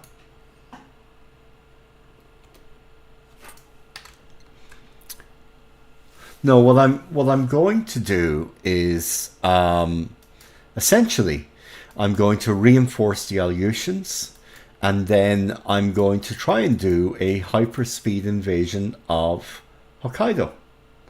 And the plan is to invade that by the end of December. And that's why I'm fighting forward, because I want to ensure that he thinks I'm fighting here, keeps KB in the area, enjoys his nice little slaughter, and then as he does that and I then reinforce Panambang, and it all looks like it's going quite ordinarily, the plan then is to dump 2 infantry regiments on Hokkaido, one here and one here, and take all of these with sub-transport units initially, bring the USMC 2nd Parachute Battalion in, and take Shikuka by paraborne assault, threaten paraborne assaults throughout Japan, and take these with, you know, Marine Defense Battalions, engineers, all that kind of jazz. I've tested it out, and you can fly most fighters from Attu over to you know, Onekotanjima. And so really all I need to do is I need to get a way to fly them from Dutch Harbour to Attu. And I'm just thinking, you know, build up Adak, build up Attu, and then I've got a nice little land bridge over here. Why am I doing this? Well, one, I want him to buy out infantry units, and instead of sending them where he wants to send them initially, I want him to have to send them here. Second, even if he pushes me out, which I think is highly likely, I will be able to air transport out with PBY Catalinas an awful lot of my forces. As my line collapses, it'll get stronger, and then when they get here I can just air transport them out and sub-transport them out to Attu. So I don't think I should lose all that much. And then very importantly, what it'll enable me to do is flood my bombers into this region and just strike anything that's within range on the home islands, and try and rack up a lot of strategic bombing points. Is it gamey? Yeah, I mean, I would certainly have considered landing in the Kuril Islands anyway. But if it wasn't a victory point game, I wouldn't be landing in Hokkaido. And why am I landing in Hokkaido? Well, I want Bihoro. It's a level 4 base. I can build it up quickly enough. It's difficult for his surface navy to get to without staging at Wakanai or without taking Kushiro. And, you know, under a strong cap, I will be able to inflict a lot of losses there. Will I take a lot of losses? Of course I will. But again, anything less than 4-1 is in my favor. So that's kind of the plan. That's why I'm doing what I'm doing with the subs and so on and so forth. So now, escort convoy, and let's move all of this stuff.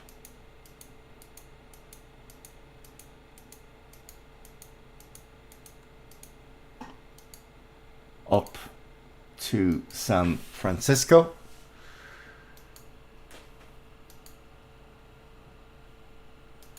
And let's use coastal routing for that. Yeah, no, he does. He has a division in Hokkaido, which is fine, you know, because one division can be air attacked into fatigue and disruption. And the other thing that's good is I checked that division, I think, starts in Sapporo, or it might be Asahikawa. But this is, Kushiro is wooded and Bihoro isn't. But really, once that gets to level 5 of an airfield, then it's just building forts. And if he wants that, A, I can, you know, bring troops in, and B, you know, he'd need to bring another couple of divisions, and he'd have to buy those divisions out, or he'd have to pull them from attacks elsewhere. Either way, that works for me. Because you've got to remember as well, you know, Marine Regiment has, let's see now, is there a Marine Regiment here? Or an Infantry Regiment, let's just say. Okay, so an Infantry Regiment, you know, when you look at it, has, you know, 3 to maybe 400 devices. If you can pull out, if a PBY can pull one a day, you know, if you've got 40 PBYs pulling them out, in 10 days you pull the entire unit. So, you know, that gives me a lot of ability to pull them out when the going gets too tough. Plus, you've got to remember as well that engineers and defense battalions and all these kinds of things all add value, you know? So,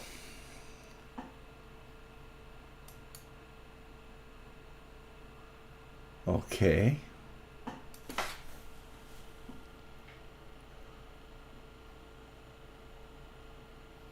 Well, first things first, let's put them all to train really hard. And let's just fill them with as many pilots as we can get.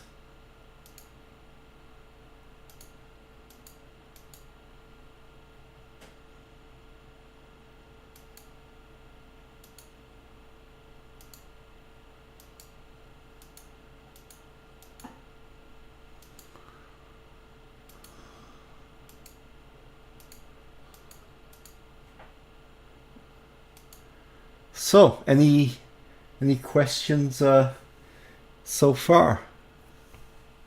P40s, they're sorted.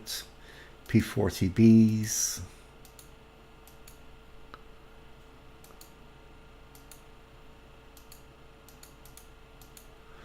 So yeah, so look, that's what I meant about, you know, fighting asymmetrically. You know, meeting the point of the spear where he has, you know, his strongest units with anything less than a really strong force just is kind of pointless, I think. So that's why I think I'm better using my smaller force not to attack the point of the spear, but to attack, you know, the hand holding the spear, as it were. Do I expect to resolve this in the first year? No, I think he wants a long game, and I think I'm delighted to have a long game. I'm delighted to play this into 1944, 1945. So I would be hoping that this will continue, and I'd be hoping that we would we will keep playing this into 43, 44. That's kind of up to him, though.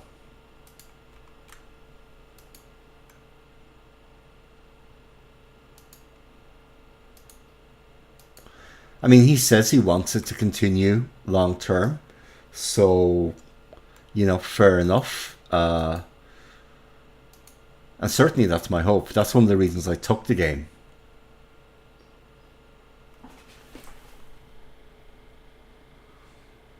Or the KI200.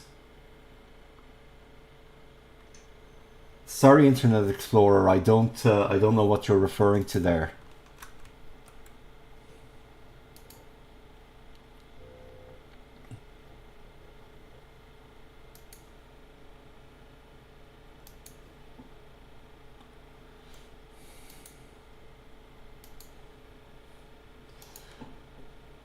Now, some of these units have AV.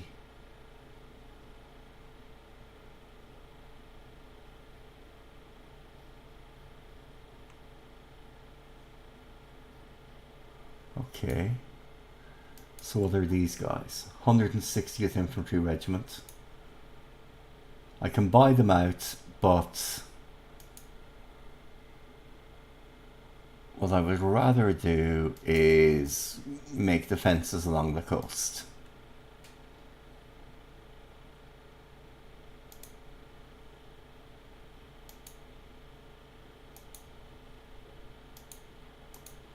Okay.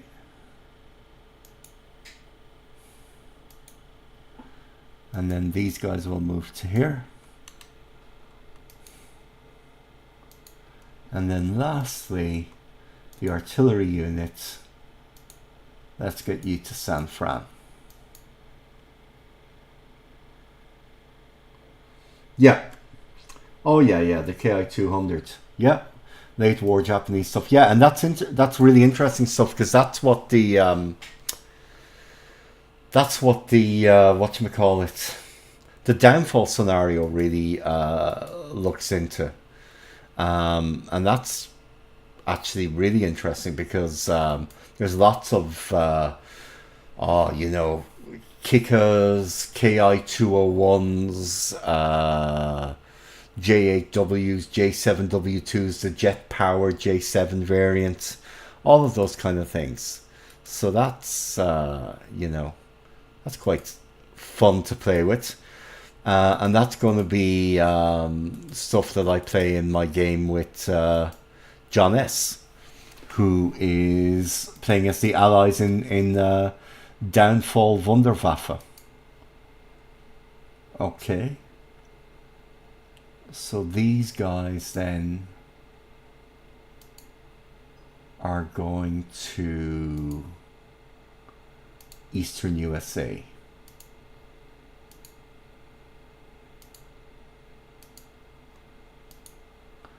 Because I can put all these guys on the same base and what the hell? Transfer to base. Okay, good, they can move there. Yeah, so I'm going to get all the super restricted units and just put them at Eastern USA and start them training.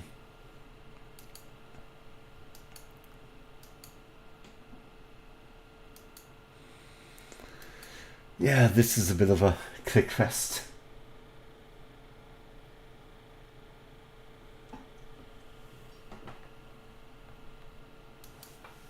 Yeah, that was that scenario was made by a Vulcan.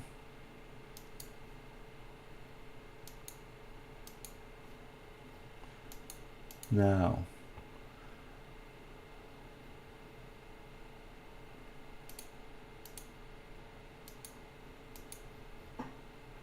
so these guys can strat move.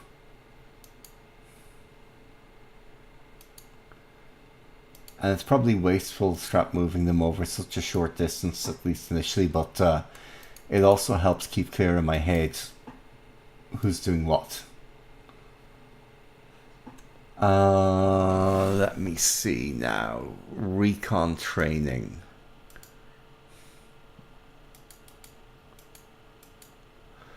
probably need naval search more than I need recon. Yeah.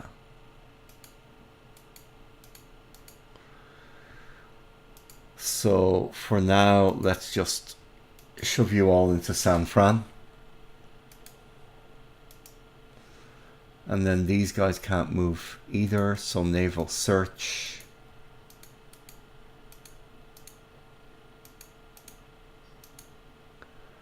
And push them into San Fran.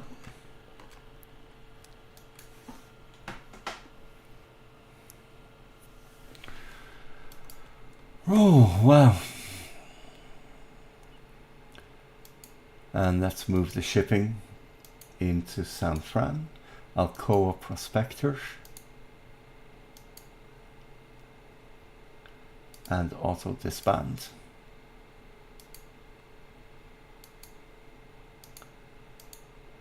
Yeah, and this is kind of a catch-all for everything. Escorts, so I often use them when I'm just trying to clear up logistical kind of fuck-ups. Okay, they're restricted. These guys aren't really. Okay, to be fair though, they can just move as they are.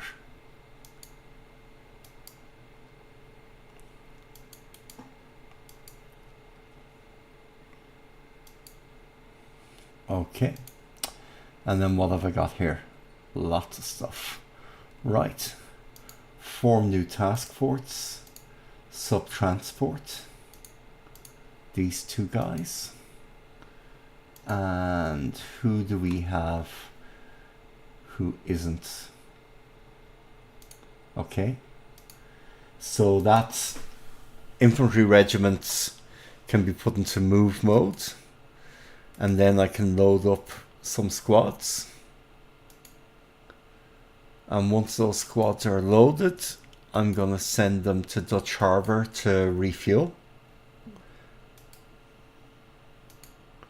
Okay, now I have some tankers here. Well, actually, let's just see, do I have readily accessible tankers up here that are worth a damn doing anything? Not really.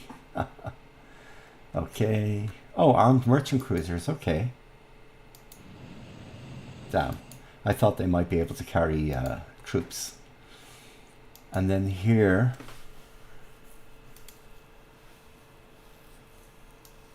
I have tankers, but I don't have a sub-tender. No. Sub-tender, no. Sub-tender, no.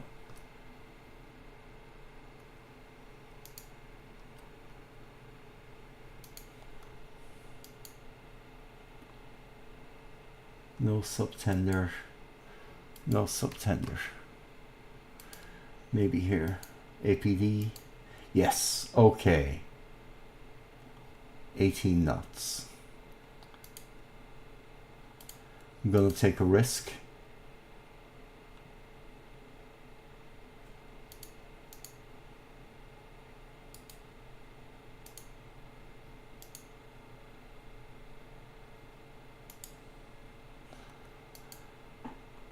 Right. Run fast. And then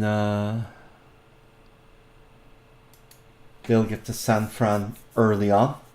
And then what I will do is I'll load them up. I'll get some oilers in the way as well, and I'll get them out to Dutch Harbor and be able to refuel the S-Class boats when they get there for the long journey west. Good. Now, those tankers, let's see which tankers I've got. I want the smallest tankers I can manage. So tanker.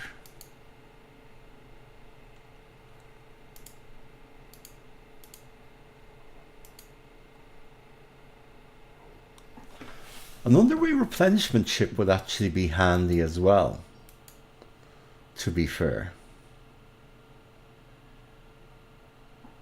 Okay, let's get all the other shipping in there. An AVD, always handy.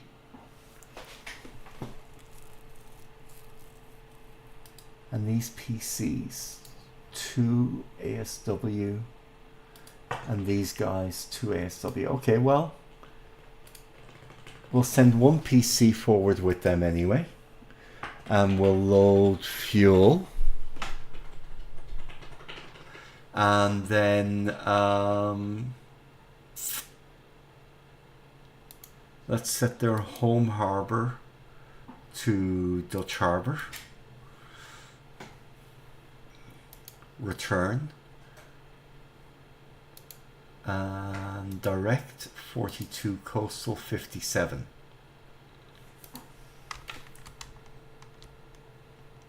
Oh wow, the coastal is really safe, isn't it? I don't think we need that though. That's good enough for now.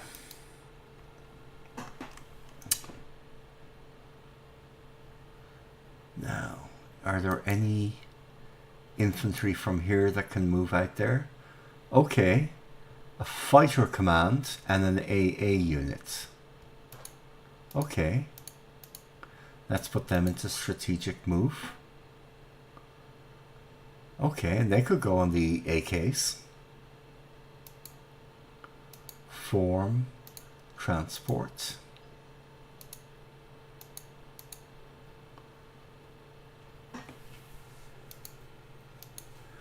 Well, I don't want to use the AP for that because I don't need such a good ship for that.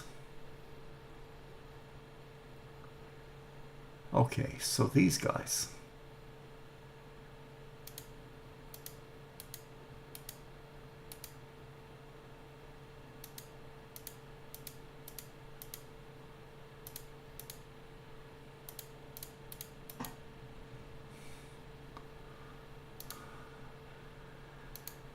And what can we bring in terms of escorts?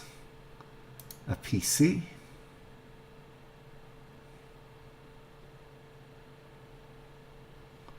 Okay, that's all I want to do with that.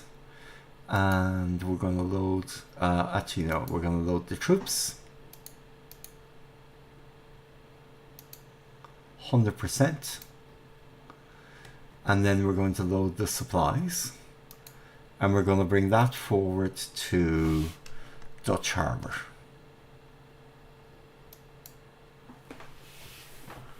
Okay, so this is the beginning of actually moving stuff. And in terms of forces I have here, these are the forces that I can move around with. So these are the not restricted forces. So let's bring them to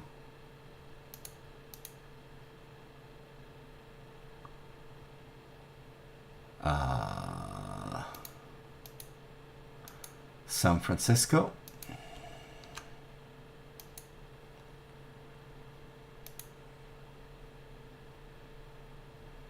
And all these other units are restricted. Okay.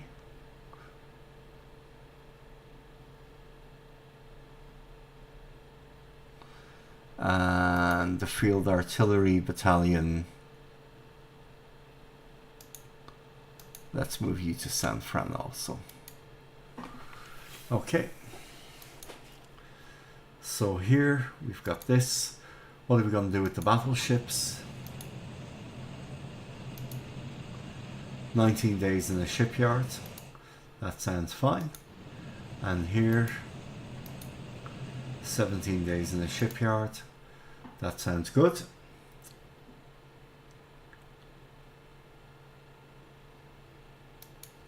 And then in terms of tankers and whatnot,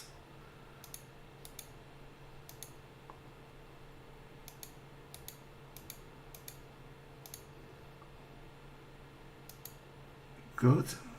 I think that these destroyers will make a good escort for whatever I move up there, and they can unload into Dutch Harbour.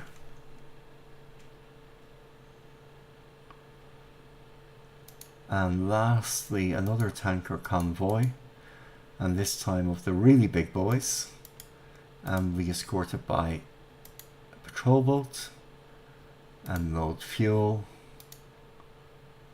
and again up to Dutch Harbour. And Dutch Harbour will be the harbour that I organize my forces out of.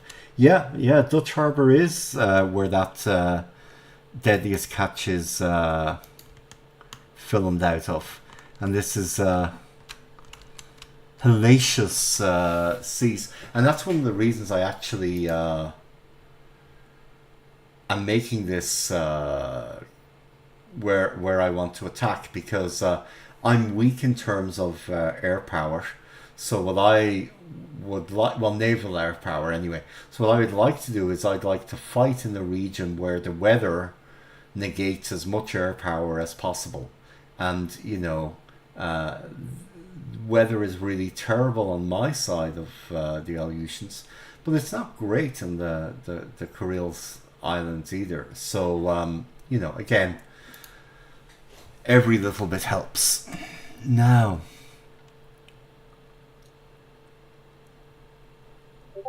there's lots of ships in Anchorage, and I'm not sure there's much point to them being there. So we're going to pull them out, bring them to Kodiak, and reorganize them there.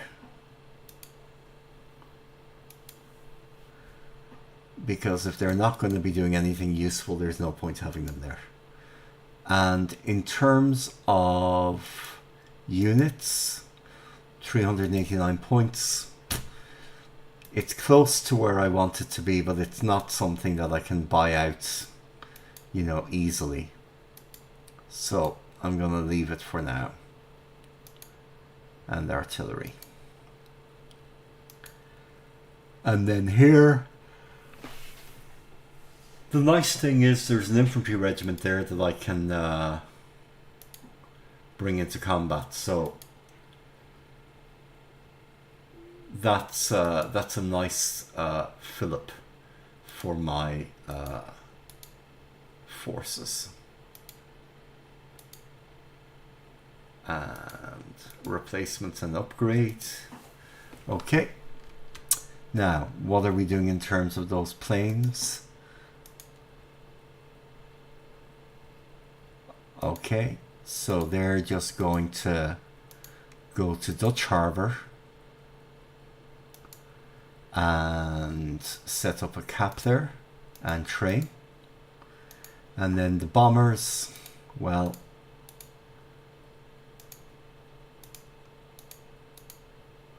they're all going to go to Dutch Harbour as well, but they're going to train for ground attack.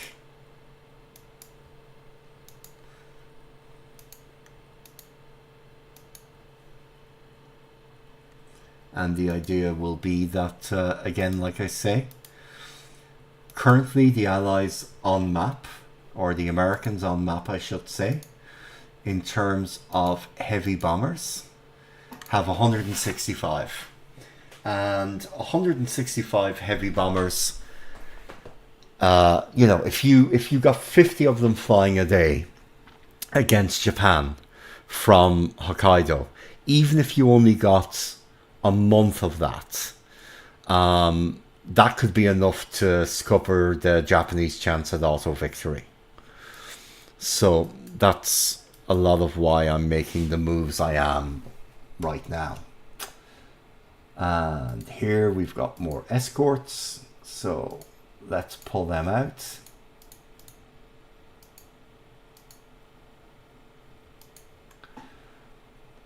Pull them to Kodiak. And, you know, once I get all the various shipping at Kodiak and Dutch I want, I'll reorganize them all into convoys and, you know, move various bits where I want them moved. Okay,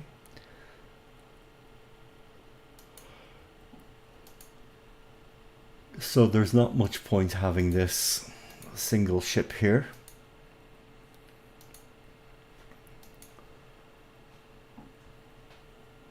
I'll leave it for now though, because they might think I'm going to do something with this port. In terms of things I want to do with the port, is there anything? Not really. Kodiak. Let's build the airfield. Dutch. Okay, we need to build an airfield.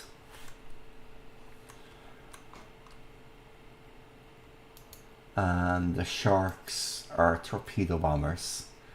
And what do they need to train for? Naval attack. Low level.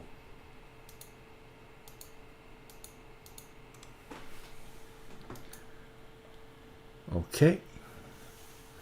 And then these guys, Strand Rares, ASW,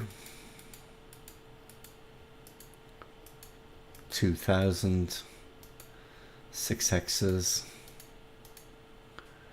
and let's get as many of them up as we can, and then they'll provide nice ASW for me out to 3 hexes from here, which is good for the route to Kodiak. Now these bases need supplies. So actually, I have some XAKLs here. I have a couple of 1700 ones. Okay. So cargo capacity.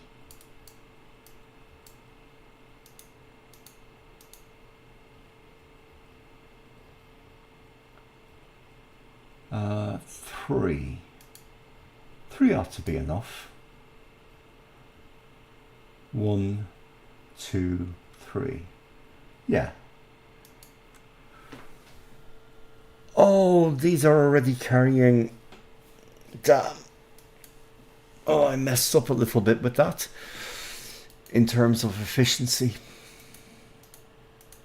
Okay. That's okay. Live and learn. Now, from San Fran then, let's get some of the XAKLs. Cargo. Okay, we'll do cargo.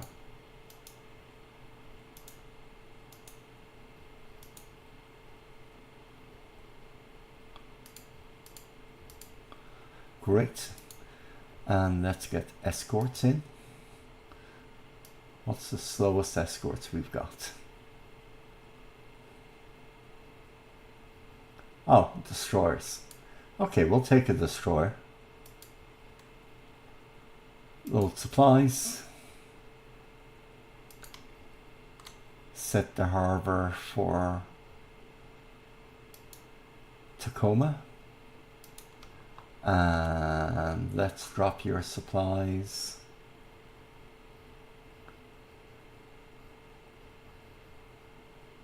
Here. And we can just take care of those bases as we need. And let's take the coastal route to protect ourselves. Okay, so we'll have some ASW here, we'll have some ASW here. These strand rares will be good for that. Transfer to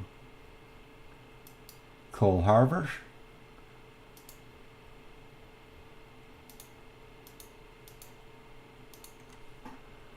ASW 50%, 2000 out to range of 6. Okay. Okay. So these guys will cover 3 hexes, 1, 2, 3, and these guys will cover 3, 1, 2, 3. So essentially from here to here, I'm fully covered by ASW. Okay. So if I can set something up this base and this base, then it'll really cover me all the way up to the run towards Kodiak. The other thing to do is set something up at Victoria. So yeah, they're already there, which is wonderful. And set these guys up as my ASW.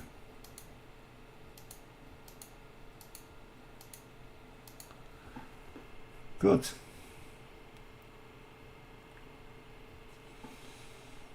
And I have 3 corvettes here.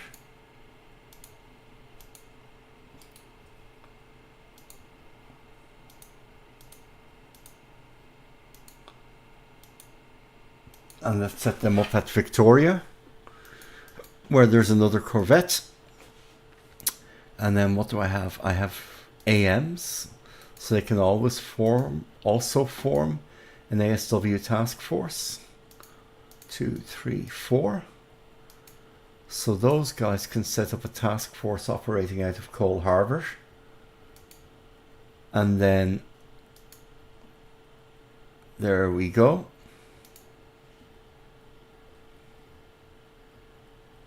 And the armed merchant cruisers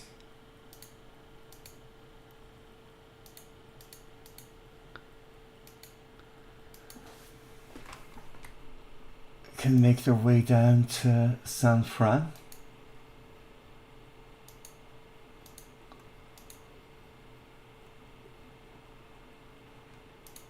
And this AM will form up at Aliford Bay. Okay. And the idea there will be that I'll make another ASW unit there. Okay.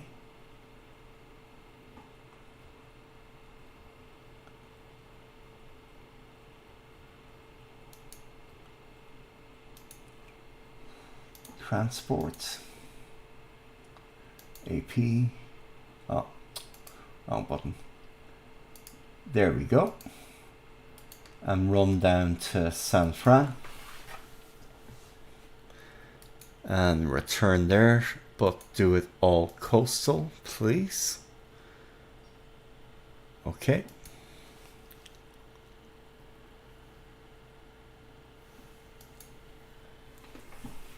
And one coastal mine unit needs to one support unit, yeah, needs to move to Tacoma to keep those minefields working. Okay.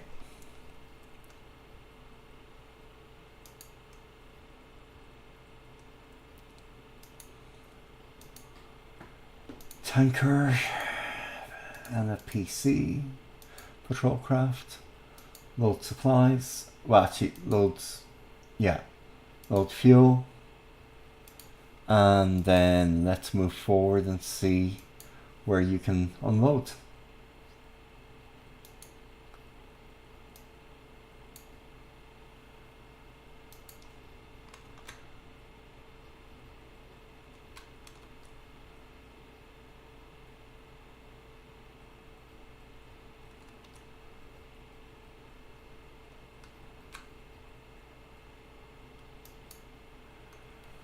Now,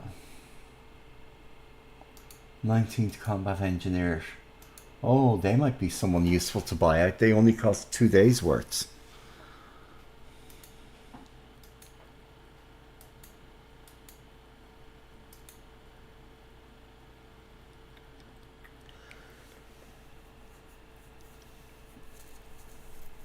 Okay.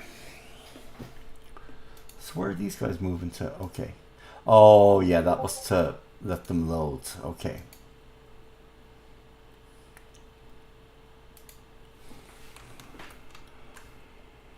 Right.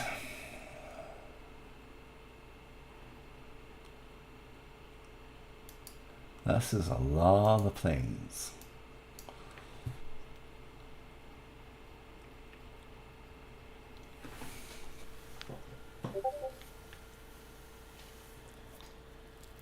Now the real thing is, if this works and I get with, you know, and I get some islands there, the closest Chinese bases are, let's call it Xi'an, you know, because they'll take some of these bases.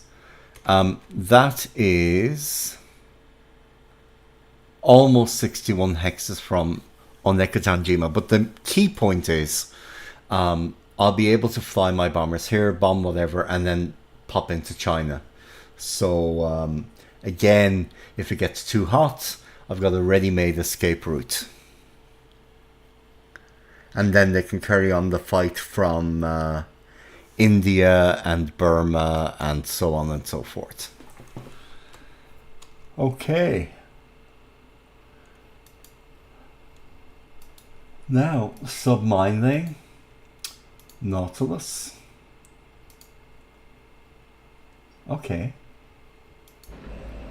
And where you are going to go is, you're going to go where they are most likely to, yeah, decide to bring some shipping to contest what I want to do. And the sub-patrol are going to be the S-class boats. And the S-class boats are going to go to Dutch Harbour. And they're going to refuel there. So that's the submarines. Now, in terms of support, we've got the various tenders.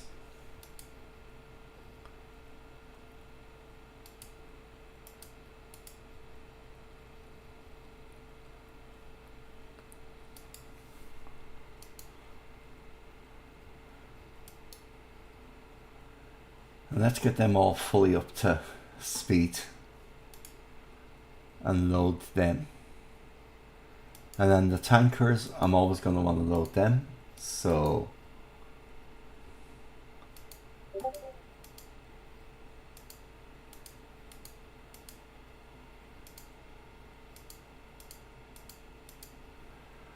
I just give them some escorts, load fuel, leave it at that. And then in terms of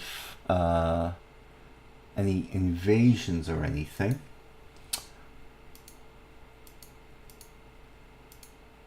I want as much as possible to only show one unit landing.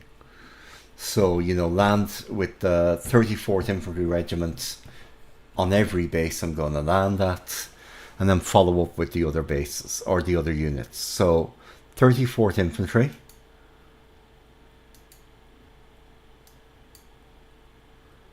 uh,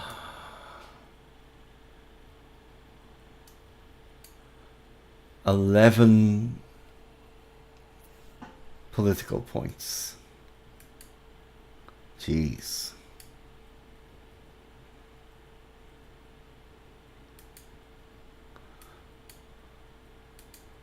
Okay, well, it's worth doing if that's going to be kind of my lead unit. And set future objective. Bihoro.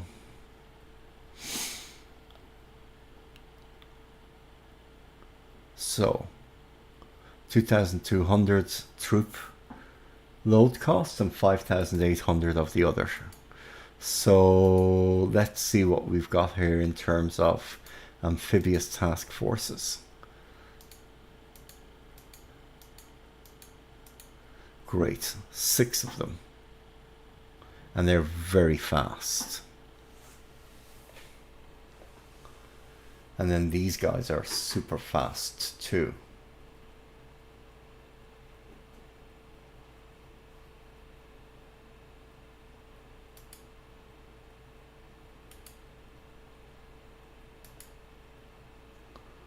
So let's see, they can't dock because of the port size.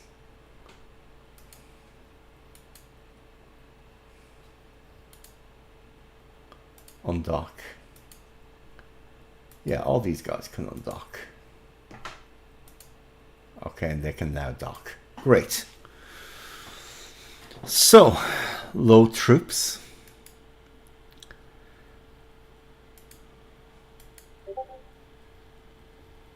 Okay, so that unit is going to be very well spread out. And that's important because I'm expecting out of these 7 ships, I'm expecting them to take some significant losses.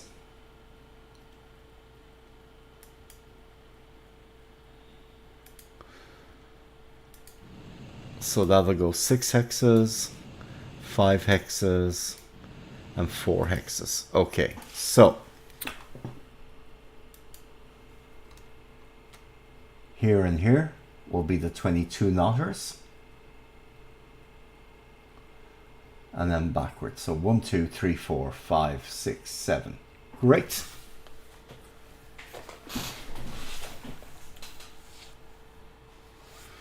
And 6 hexes will get 12, 11, 10, 9, 8, 7, 6, 5, 4, 3, 2, 1, 0.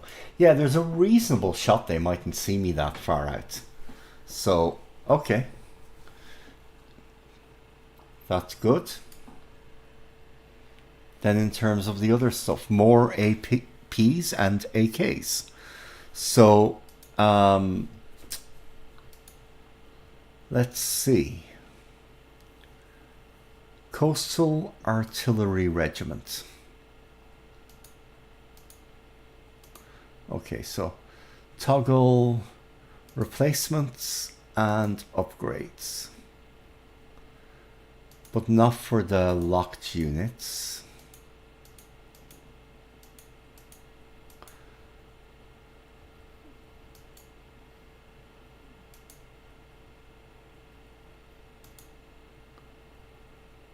Okay, so now I've got a USN base force.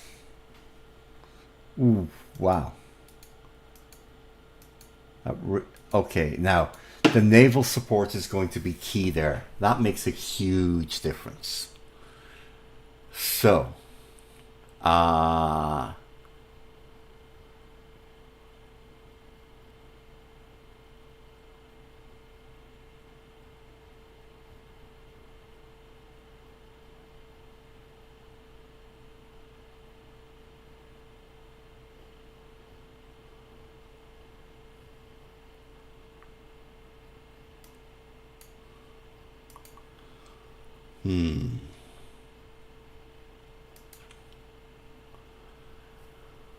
that's a very important unit. 1100 and 250. Okay. Let's see. Transports.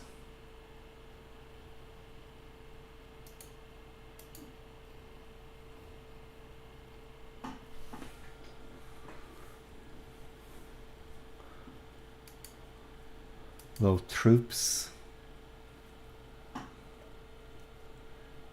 USN base force. Okay. So let's set it for amphibious. Low troops. USN base force. Okay.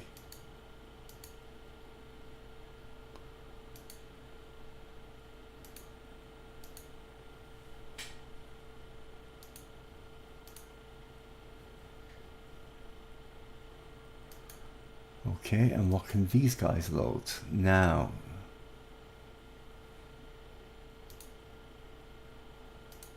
USA base force.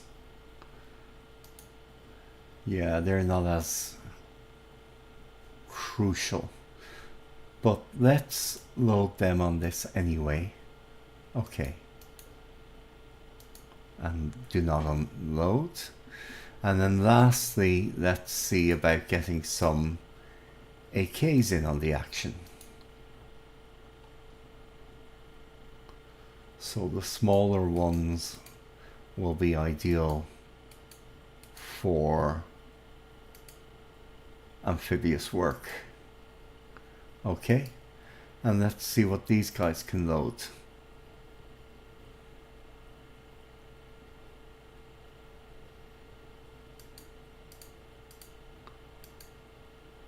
Okay. Accept. Good. That's a fair bit done.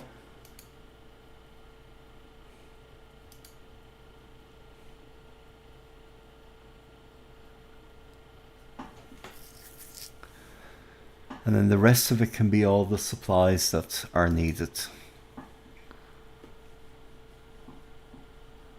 Now, which units here don't need to be here? Well, let's set them all to train first. Set all fighters to train.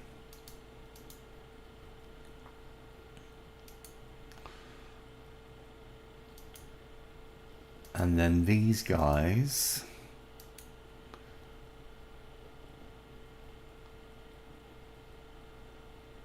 can all go to Tacoma or Seattle.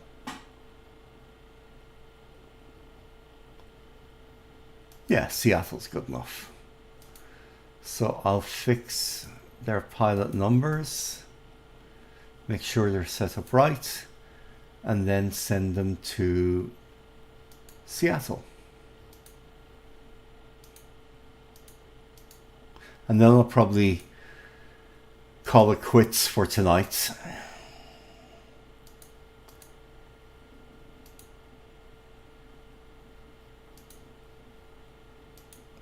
Okay. Now, these bombers also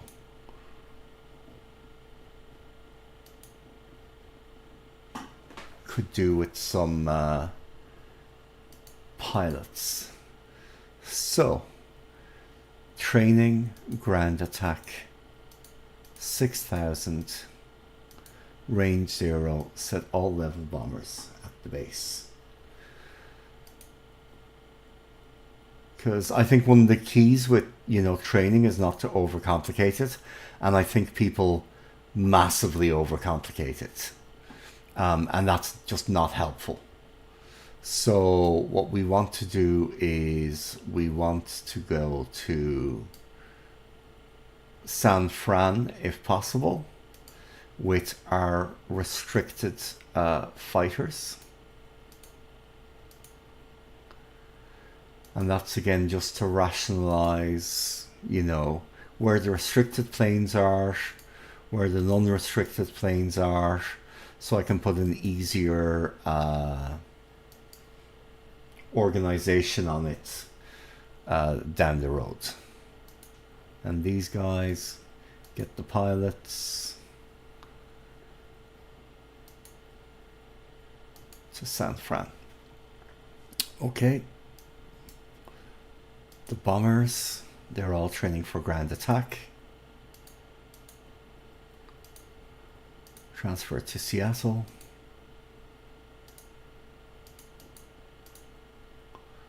Transfer to Seattle.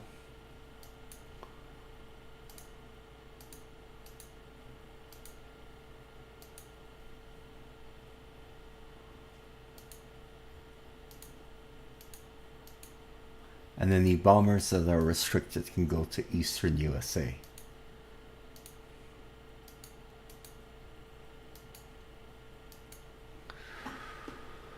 Right, now I can buy these guys out. That's good. But for right now, they can probably go to San Fran. And then these guys, where can they fly to? So let me see now. They can fly 56 hexes. And from San Francisco, Pearl Harbor is, I believe, 56 hexes. Perfect. So they will be making their way across the Pacific.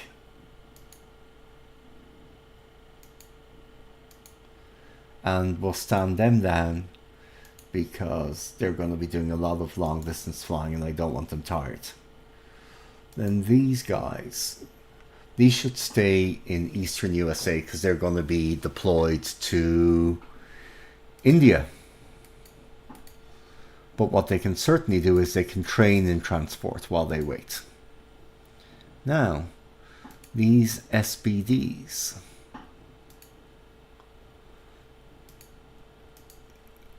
They can certainly train in naval attack doctrine. Training naval attack range 0. Okay.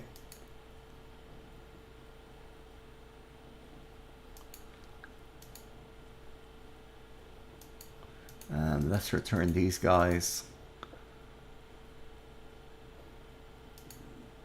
to the pool.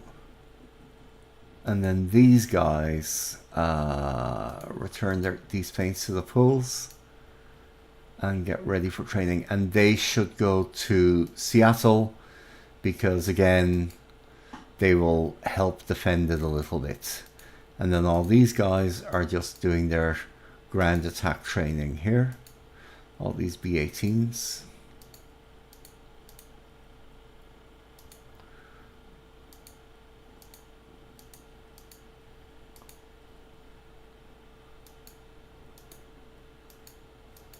Right.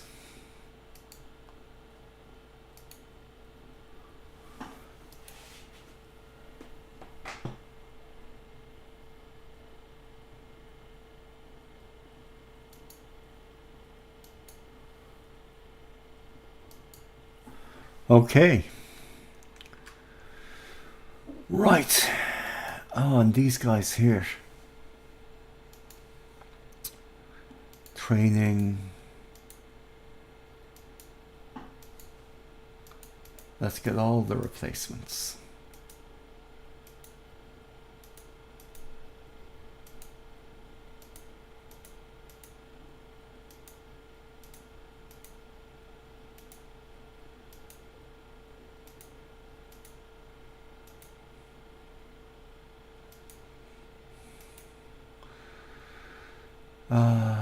Okay.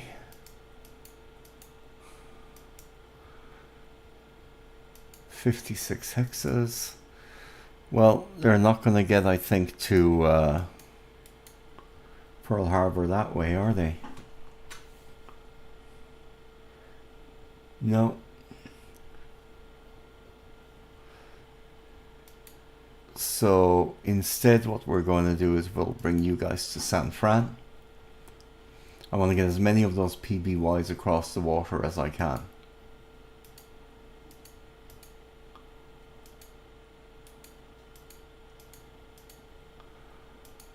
Okay. And the Bolingbroke.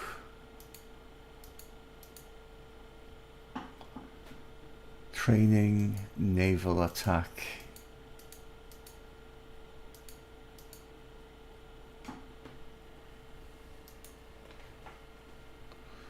Okay. Yeah, another twin-engined RAF bomber, which is pretty easy to shoot down. There's enough of those going around.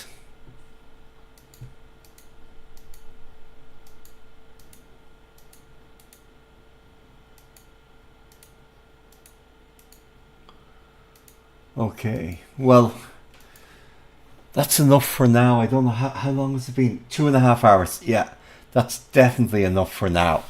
So I've got a shape on things.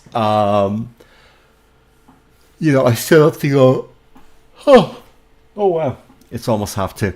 So I still have to go in the morning here. So I still have to go through the DEI, but I'll do that. And what we'll do is we'll call it a day there for now, and I'll come back to it tomorrow. Probably put another 2.5 hours in. I need to also make my movements in China, which will be pulling back to interior lines and sending units to Burma from China. And then yeah, and then I think we're pretty good and we can send it back. And then once we've done this, that'll be the back of the really painful orders given, and it should go much quicker from here on out. So thanks for watching if you've watched, and I'll see you tomorrow for the next bit of the live streaming when I go through the DEI, China, etc., and you know, give the orders to scatter in Australia. Right. Take care, guys. Bye bye.